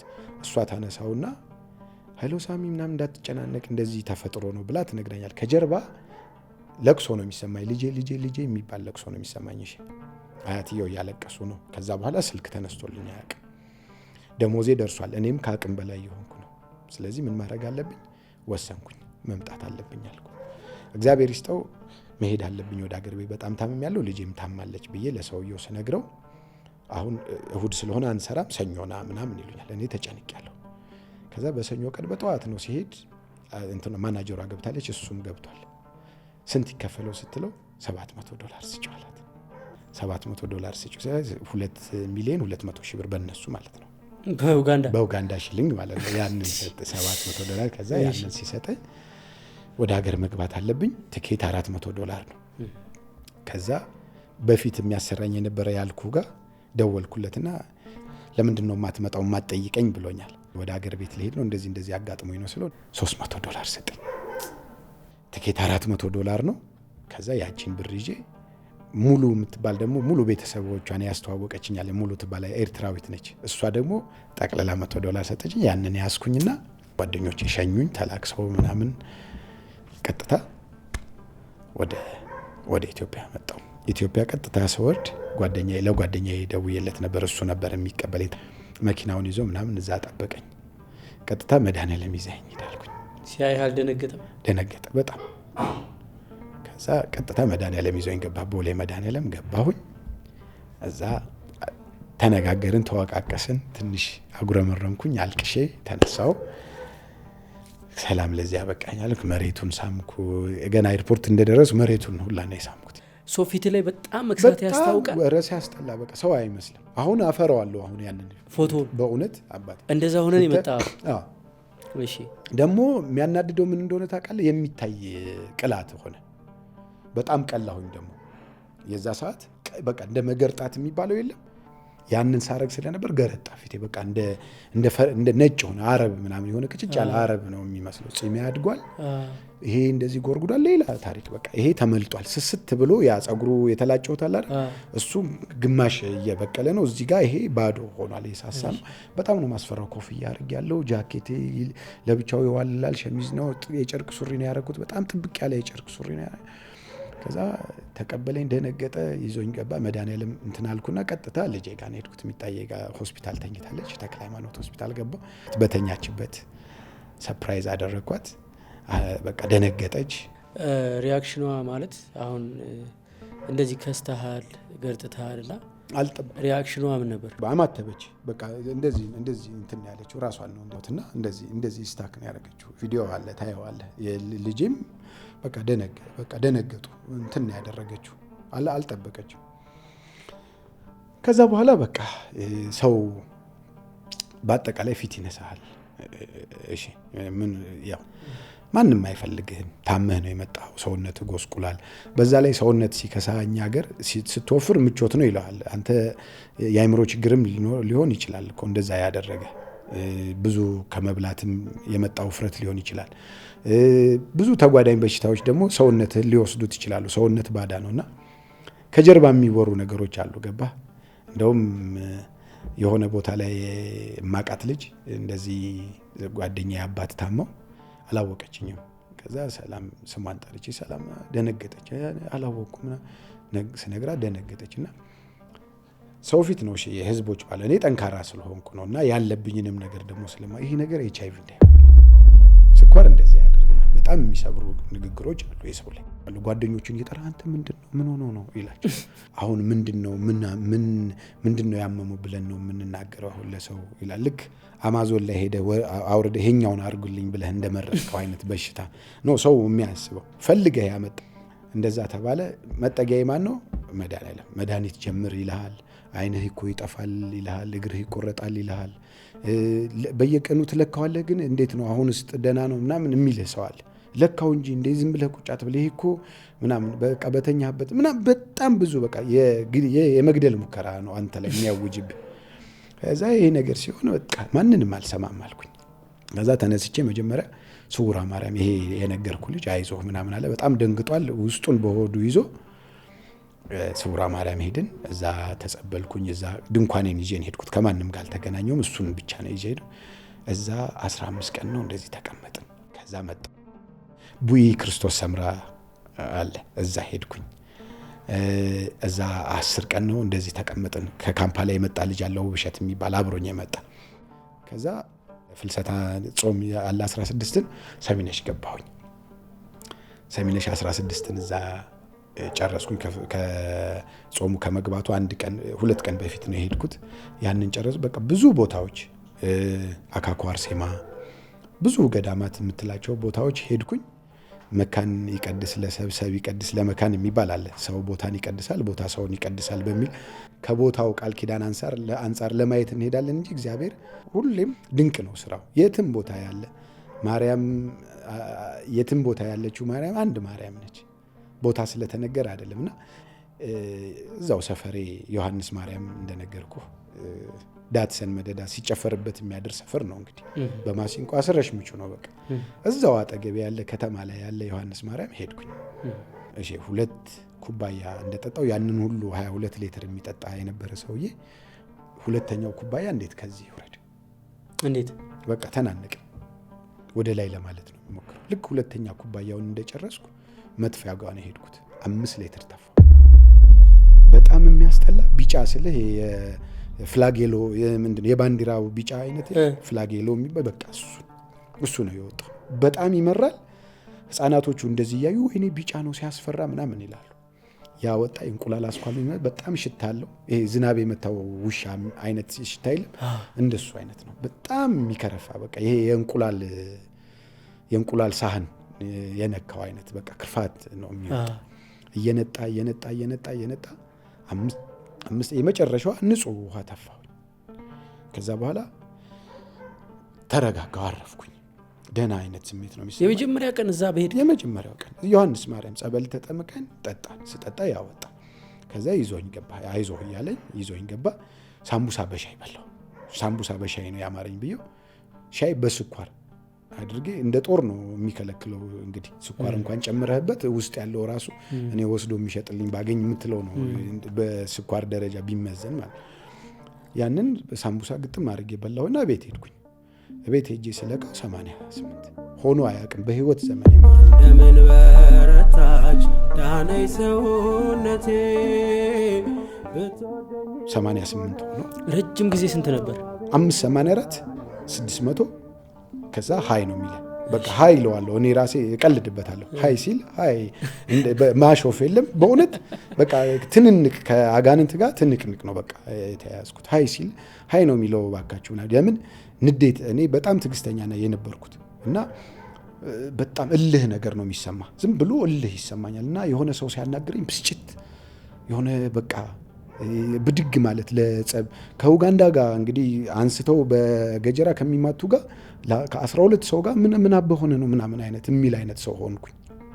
እንደዚህ ያልፈጠረ ምን ሆኜ ነው ላለው ረገብ ስል ደግሞ ምን ሆኜ ነው ማለት ለካ እሱ ነው እንደዚህ የሚያደርግ በጣም ያነጫንጫል ምን አላውቅም ምን ይሄን ነገር። ከዛ ያ ነገር ሆነ 9ኛ አሁን 1 ዓመት ሞላኝ 1 ዓመት ከምናምን ሞላኝ እዚህ እስከ አሁን ለክቼው አላውቅም። በ2 ሳምንት ምናምን ሻይ ይሄው እንደምታየው ሻይ በስኳር ምናምን ዳቦ 5 ዳቦ በሻይ ጥርቅም ነው በስኳር ያለበት ሻይ በእውነት ምሪንዳ እጠጣለሁ ስፕራይት እጠጣለሁ።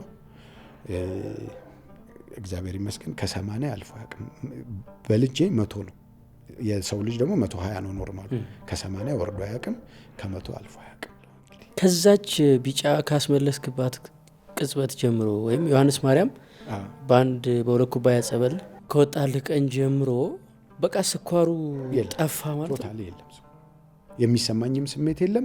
አሁን የታመምኩላ አልመስል ይሄ እንደ ቦርጭም ነገር ለመሞከር እያደረገው ነው። እንደ ዶንኪ ቲዩብ እስካሁን ከ2000 በላይ ቪዲዮዎች አምርተናል። ዶክመንተሪዎቻችን በሚሊዮን ቤት የታዩ ናቸው። ይሄንን አገልግሎት ለምን ለሰፊው ህዝብ አንሰጥም? ስለዚህ የፕሮዳክሽን አገልግሎት መስጠት ጀምረናል። ተመልካቾቻችን እናንተ ማስቀረጽ የምትፈልጉት ነገር ካለ በ0975 51 63 60 እየደወላችሁ መስተናገድ ትችላላችሁ። ዶክመንተሪ፣ ልደት፣ ሰርግ፣ ሽምግልና፣ የቤት ምርቃት፣ የግለሰብ ግለ ታሪክ፣ ሌሎችንም ለዩቲዩበሮች የዩቲዩብ ቪዲዮ ቀረጻ ከፈለጋችሁ አገልግሎት እንሰጣለን። ቀረጻ ፕላስ ቪዲዮ ኤዲቲንግ። ስለዚህ ስር ባለው ስልክ እየደወላችሁ አገልግሎቱን አግኙ። የእናንተን ታሪክ ከፍ ባለ ሌቭል የሚናገር የፕሮዳክሽን ስራ እንሰራለን። ዶንኪ ቲዩብ ላይ ይተላለፍልኝ የሚሉ ተቋማት ደግሞ ካሉ ከዶንኪ ቲዩብ ህግና ስርዓት ጋር የሚሄድ ከሆነ ለኤር ታይም ከፍለው ያንንም እስከ ማስተላለፍ ድረስ ይሄዳል ማለት ነው። በአጠቃላይ ግን አንተ ከህይወትህ ምን ተማርክ? ምንድን ነው መሰለህ እሺ እንግዲህ ምንም ቃላት ቀጣጥልን ብናዘንብ ከመጽሐፍ ቅዱስ አንወጣም። ሁሌ ከፀሐይ በታች ምንም አዲስ ነገር የለም። ያለ የነበረና የሚኖር ነው የተደረገ ነው ሁሉም። እና አንድ ቃል ምንድነው ቀዳሚሃ ለጥበብ ፈርሃ እግዚአብሔር ይላል። የጥበብ ሁሉ መጀመሪያ እግዚአብሔርን መፍራት ነው። እና ማነጽ ማቆም የሚችል አይደለም። እንደዚህ የተበላሸን የቆሸሸ የተባለ ተስፋ የተቆረጠበትን ደም የእጁ ስራ የሆነውን ውሃ መልሶ ያንን ጄሪካን አጥቦ አለቅልቆ መሙላት ይቅርና ተስፋ ተቆርጦ የተጣለ የሸተተን የ4 ቀን ሬሳ አንስቶ ያቆመ አምላክ ነው ያለን። እና በእግዚአብሔር ከተማመንክ እግዚአብሔር የማይቀይረው ነገር የለም። እሺ የማይለውጠው የማያደርገው ነገር የለም። እኔ ታምኛለሁ እያልኩ አይደለም፣ ግን መሄጃ ስለሌለኝ ነው። ራስ ወዳድ ስለሆንኩ የትም መሄጃ ገንዘብ ቢኖረኝ ምናልባት ታይላንድ ሄጄ ወይ የሆነ ዱባይ ሄጄ ወይ የሆነ ሄጄ ላርግም ሊሆን ይችላል። እግዚአብሔር አንዳንዴ ለኢትዮጵያውያን በተለይ ለኛ ድህነት ባለውለታችን ነው። እሺ በእውነት እርምጃ እንዳንረማ የእግዚአብሔርን እጅ እንድናይ የሆነ ልጓም የሰጠን ይመስለኛል። ለምን ብንለቀቅ እንደኛ መረን የለም። የእውነት ነው የምነግር፣ እንበረያለን። የእውነት ነው የምነግር። እና ያቺ ድህነት ውለታችን ሆና ነው። አሁን እኔ በሽታዬ የክብር በሽታ አለ፣ የመሰብሰቢያ በሽታ አለ፣ የቅጣት የቁጣ አለ። እና ክብሩን እንዳይ ወደ እሱ እንድመለስ ከኔ ጋር መሆኑን ትምህርት ቤት ያልገባ ሰው አይፈተንም። አስተማሪ የሌለው ሰው አይፈተንም። አስተማሪ ስላለኝ ትምህርት ቤት ውስጥ በትምህርት ቤት ውስጥ በዛ በተቋም ውስጥ ስለሆንኩ ነው እግዚአብሔር የፈተነኝ ብዬ ማስበውና ወደ እሱ እንድመለከት ወደ እሱ እንዳይ። አሁን አንተ ፊት አልቆምም ነበር እኔ። ለምን የተከደንኩ ሰው ነኝ፣ አፈር የተጫነብኝ ሰው ነኝ፣ የሞትኩ ሰው ነኝ። ከሁሉ ሰው አሁን ከምታየው ሰው እግር በታች ያለው ሰው ነው። የእውነት ነው። ለማጋነን ለመመጻደቅ ይሄ ትህትና ለማሳየት አይደለም። በቃ እውነታው ያ ነው። ሰው ሁሉ የጣለው ሰው ሁሉ የከዳው ሰው ነው። ግን እግዚአብሔር ደግሞ ያንን ተጠቅሞበት አንስቶ እዚያ ያቆመ የጥበብ ሁሉ መጀመሪያ የሆነው እግዚአብሔር ነው። እግዚአብሔርን ከተደገፍክ ሰው ያረጋል። አንተ ሰው ባትሆን እንኳን ሰው ያረጋል። ለምሳሌ እግዚአብሔር የመረጣቸው ሰዎች ከንግስና ማንንም አንስቶ ንጉስ አላረግም። ከመሃይም አንስቶ ነው ጠቢብ የሚያደርገው። ከባርነት አንስቶ ነው ንጉስ የሚያደርግ። ከደዌ አንስቶ ነው የሚያቆምህና እኔ አሁን እግዚአብሔር በአዲስ መልክ ስራ ጀምሯል ወይ ብለህ ብትለኝ፣ አዎ በአዲስ መልክ ስራ ጀምሯል። መጽሐፍ ቅዱስ ላይ የተጻፉት ብቻ አይደለም የተፈወሱት። እግዚአብሔር ዛሬም እየሰራ ነው። ግዴታ ማዕበል ማናወጽ ምናምን አልጋን ተሸክመ ሄድ እስከመባል አይደለም የሚጠበቀው። በቃ እግዚአብሔር አሁንም ይሰራል ከተደገፍንበት።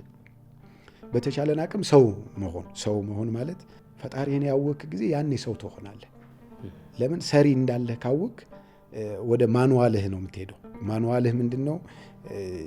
ያልተፈለገ በተን ያልተፈለገ ቁጥር እንዳትሰቅጥ እንዳትጫን ያደርግሃል አሰራርህን ስታቅ። ስለዚህ ወደ እግዚአብሔር ጋር ስትጣበቅ እሱ ጥበብ ይሆናል፣ እሱ ሞገስ ይሆናል። እናንተ ፊት አሁን እዚህ ጋር መቆም ማለት ለእኔ እኔ እግዚአብሔርን ነው የምነግርህ፣ በጣም ማለት ታምር ነው። በጣም ከምነግርህ በላይ ማለት ነው። እንደ ቀልድ የተጀመረ ነገር ነው፣ ግን እነሱን ማግኘቴ፣ ትህትናቸው፣ አነጋገራቸው፣ ያንተ አቀባበል ለእኔ ነው እንደዚህ እየሆናቸው ያለ። ይሄ ማለት ለእኔ ትልቅ ክብር ነው፣ ሞገስ ነው። ይህንን ያደረገ ማን ነው? የሚያቆም ጌታ ነው ማለት እኔ ማንም ሆኜ አይደለም፣ ግን በክብር ላይ ክብር የሚሰጥ ጌታ እሱ ነውና ለዛ ነው እኮ እሺ አሁን ካየህ በጣም ውድ ማዕድናት የምንላቸው እነ ዳይመንድ፣ ወርቅ ምናምን የምንላቸው ከኛ በላይ አይደለም ያሉት፣ ከስራችን ነው ተረግጠናቸው ገዢያቸው ነን እኛ። ስለዚህ ከነዛ ከምንራኮትላቸው ነገሮች በላይ ናቸው። ነዳጁ ብትለው እየረገጥነው ነው። የሰው ልጅ ነው ከበላይ ያለው፣ ከኛ በላይ ነው እግዚአብሔር ያለው እና እየረገጥናቸው ላላቸው ነገር ነው የምንጣጣረው። ሁሉ ነገር የምንረግጠው ነው፣ ሁሉ ነገር የምንገዛው ነው። ገዢዎች ነን ካወቅንበት። ማንን? የነዚህን ሁሉ የገዢዎችን ገዢ ስታውቅ አንተን ገዢ ያደርግሃል። አምላክህን ስታውቅ አንተን አምላክ አደርግሃለሁ አይደል ያለው ሙሴን? አምላክ ያደርግሃል። በሄድክበት ትፈራለህ። እግዚአብሔር ክብሩን ይውሰድ ነው የምለው። ይሄን ነው የምናገረው። እሺ አሜን። እጅግ በጣም ነው የምናመሰግነው። አሁን ሰውነቴም 80 አሁን ልገባ ነው 79 80 አሁን ወደ 79 ኪሎ ሆኛለሁ። የሚገርምህ ስራ የሚባል ነገር የለም እስካሁን ከመጣው ጀምሮ 1 ዓመት ከምናምን ስራ የሚባል የለም። እንዴት ነው የምኖረው ስትለኝ እዛ የመለስኩልህ መልስ በቃ አሁን እንዴት እንደምኖር አላውቀው። ለትራንስፖርት አላጣም፣ ለመልበስ አላጣም። ቤቴን አጸዳለሁ፣ ወጥ እሰራለሁኝ፣ ሽሮ ምናምን ሁሉ ነገር የተሟላ ነው። እግዚአብሔር ግን በምን አይነት መንገድ እንደሚሟላ አላውቀው። እየኖርኩ ነው፣ እየሰራሁ አይደለም። አሁን ጤናዬ እንደምታይ ነኝ። ይሄ ነው እላለሁ። ጥገና ስራውስ ኤሌክትሮኒክስ ደንበኞች ይደውሉልኛል። የሚገርምህ እሱ አሁን ደንበኞች ከስንት አንድ በወርም በምንም ይደውሉልኛል። ሲደውሉልኝ እዚህ አየር መንገድ ግቢ ያልኩ ብሩኬ እሱ ቴሌግራሙ ላይ ስለለጠፈው ስልኬን እየሄድኩኝ በወርም በሁለት ወርም ስራ የ2000 የ1000 የ5000 እንደዚህ እየሰራው ያችን እየቆጠብኩኝ በትራንስፖርትም ለምንም እያደረግኩ ይኖራለሁ። የሚገርም ነው። ሶ ጤና ግን ተስተካከለ። ክብር ለመድኃኒዓለም። ምንድነው መስራት የምትፈልገው አንተ አሁን ከዚህ በኋላ? ያገኘሁትን እንግዲህ ጌታ ያለው ለሱ ነው የሰጠሁት። አሁን የሚመጡትን መንገዶች አንተ ለአንተ ይሄ ይሆናል ብሎ ያለውን መንገድ ያመጣውን እቀባ። አሁን አልጨነቅም። እሺ ለምን ምንም ጠብ ያለው ነገር የለም። ምንም እርፍ የሚያነሳ ነገር የለም። ዝም ብሎ ነው ማማረር ብቻ፣ ዝም ብሎ ማጉረምረም ብቻ ነው። እንደዛ ከሚሆን አሁን የሰላም ህይወት በቃ እያመሰገንክ እሱ የሚያመጣውን እጅ ላይ አሁን አንተ ጋር አንተ ፊት እኔ እመጣለሁ ብዬ አላሰብኩም። አንተ ጋር ጻፍኩልህ፣ ደወልኩ። ስደውል የሆነች ልጅ አነሳችሁና በመጀመሪያ በኢሜል አሳውቀው አልኩና በአማርኛ ነው የጻፍኩልህ ለአንተ ኢሜል አድሬሱን። ከዛ መለስክልኝ ከሳምንት በኋላ ነው ምናምን መለስክልኝና በዚህ ስልክ ደውለህ ለቀጠሮ አሲዝ ምናምን አልከኝ። ስደውልላቸው ይሄ አንተ ጋር መጣው። ይሄ ሁሉ ከኔ አይደለም። አሁን ለእናንተ ይሄ ስራችሁ ማለት የሄድክበት ስራ ነው በቃ። አሁን ለእኔ ግን እንደዛ አይደለም ማስበው። አላማ አለው፣ የሆነ አላማ አለው። በጣም የሚገርም ነው። እንዴት ነው ሰዎች አንተን ማግኘት የሚችሉ? የቲክቶክ ስሜ መጽሐፈ ሳሙኤል ቀዳማዊ ነው የሚል ስልክ ቁጥር ደግሞ 0911 898939 በጣም ቀላል ቁጥር ነው። እዛ አካባቢ ላሉ እናቶቼ የእናቴን ምትክ ሆነው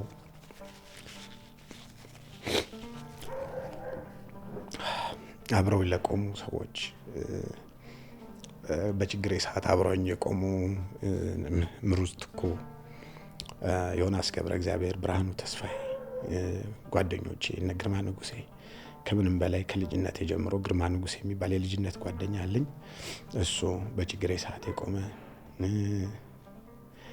በገንዘብ ባላቸው ምክር በእውቀት ሲረዱኝ የነበሩ በውጭም ሀገር ላሉ ለነ ሊዲያ፣ ለነ ጸገነት፣ ለነ ሀገር እጅጉ፣ ለሁሉም በጎኔ ለቆሙ ሰዎች፣ ለጎረቤቶቼ፣ በህይወት ለሌሉት ለትያ ብርህት እና ለባዩሽ አበበ ነፍስ ይማርልን ላለው አጠገቤ ላሉት ለነ ኑሬ፣ እነ ሚሚሹ፣ እነ ንግስት ገቡ የሚባሉ ሁሉም እንደው ስማቸውን ዘርዝሮ እንትን አይልም። የድሮ ሰፈር ላሉት ያልማዝ ትየተካበ ሁሉም እንግዲህ እናትህንን ብለው ላሳደጉ አብረውኝ በጎኔ ለቆሙት ለሁሉም ሰዎች ለባለቤቴ እናት ለአገኘው ሀያሌው ለደማሙ ካሴ ለአባቷ ለወንድሞቿ ለጓደኞች ለዘመዶቿ ለነግርማ እና አበበ ለሁሉም በአጠቃላይ ለዘመዶቿ ምስጋና አቀርባለሁ። በተለይ ደግሞ ለእናንተም ደግሞ እዚህ ቦታ ላይ ክብር ሰጣችሁኝ ይሄን የመሰለ ቦታ ላይ እንድቀመጥ ማስበውና የምፈልገው እንድናገር ፈቅዳችሁ እዚህ ይሄንን ነገር ላደረጋችሁልኝ ክብር ይስጥልኝ እላለሁ። እግዚአብሔር ያክብርልኝ። የነካችሁት ይለምልም፣ የረገጣችሁት ሁሉ ይባረክ፣ የሰራችሁት ይባረክ። ለኔ የደረሰ መድኃኔዓለም ደርሶ ከክፉ ከሚታየው ከሚሰማው ይጠብቅልኝ። ሁላችሁም በበረከት ይጎብኝልኝ። እመቤቴ እናቴ ድንግል ወላዲት አምላክ የልጅነቴ መልአክ ቅዱስ ሚካኤል እሱ ይጠብቃችሁ፣ ሀሳባችሁ ይምላላችሁ፣ የወለዳችሁት ሁሉ ይባረክ፣ ላጣ ሰው ያገኝ፣ በአልጋ ላይ ያለ ሰው በሙሉ እግዚአብሔር በምሕረት እጁ ይዳብሰው እላለሁ።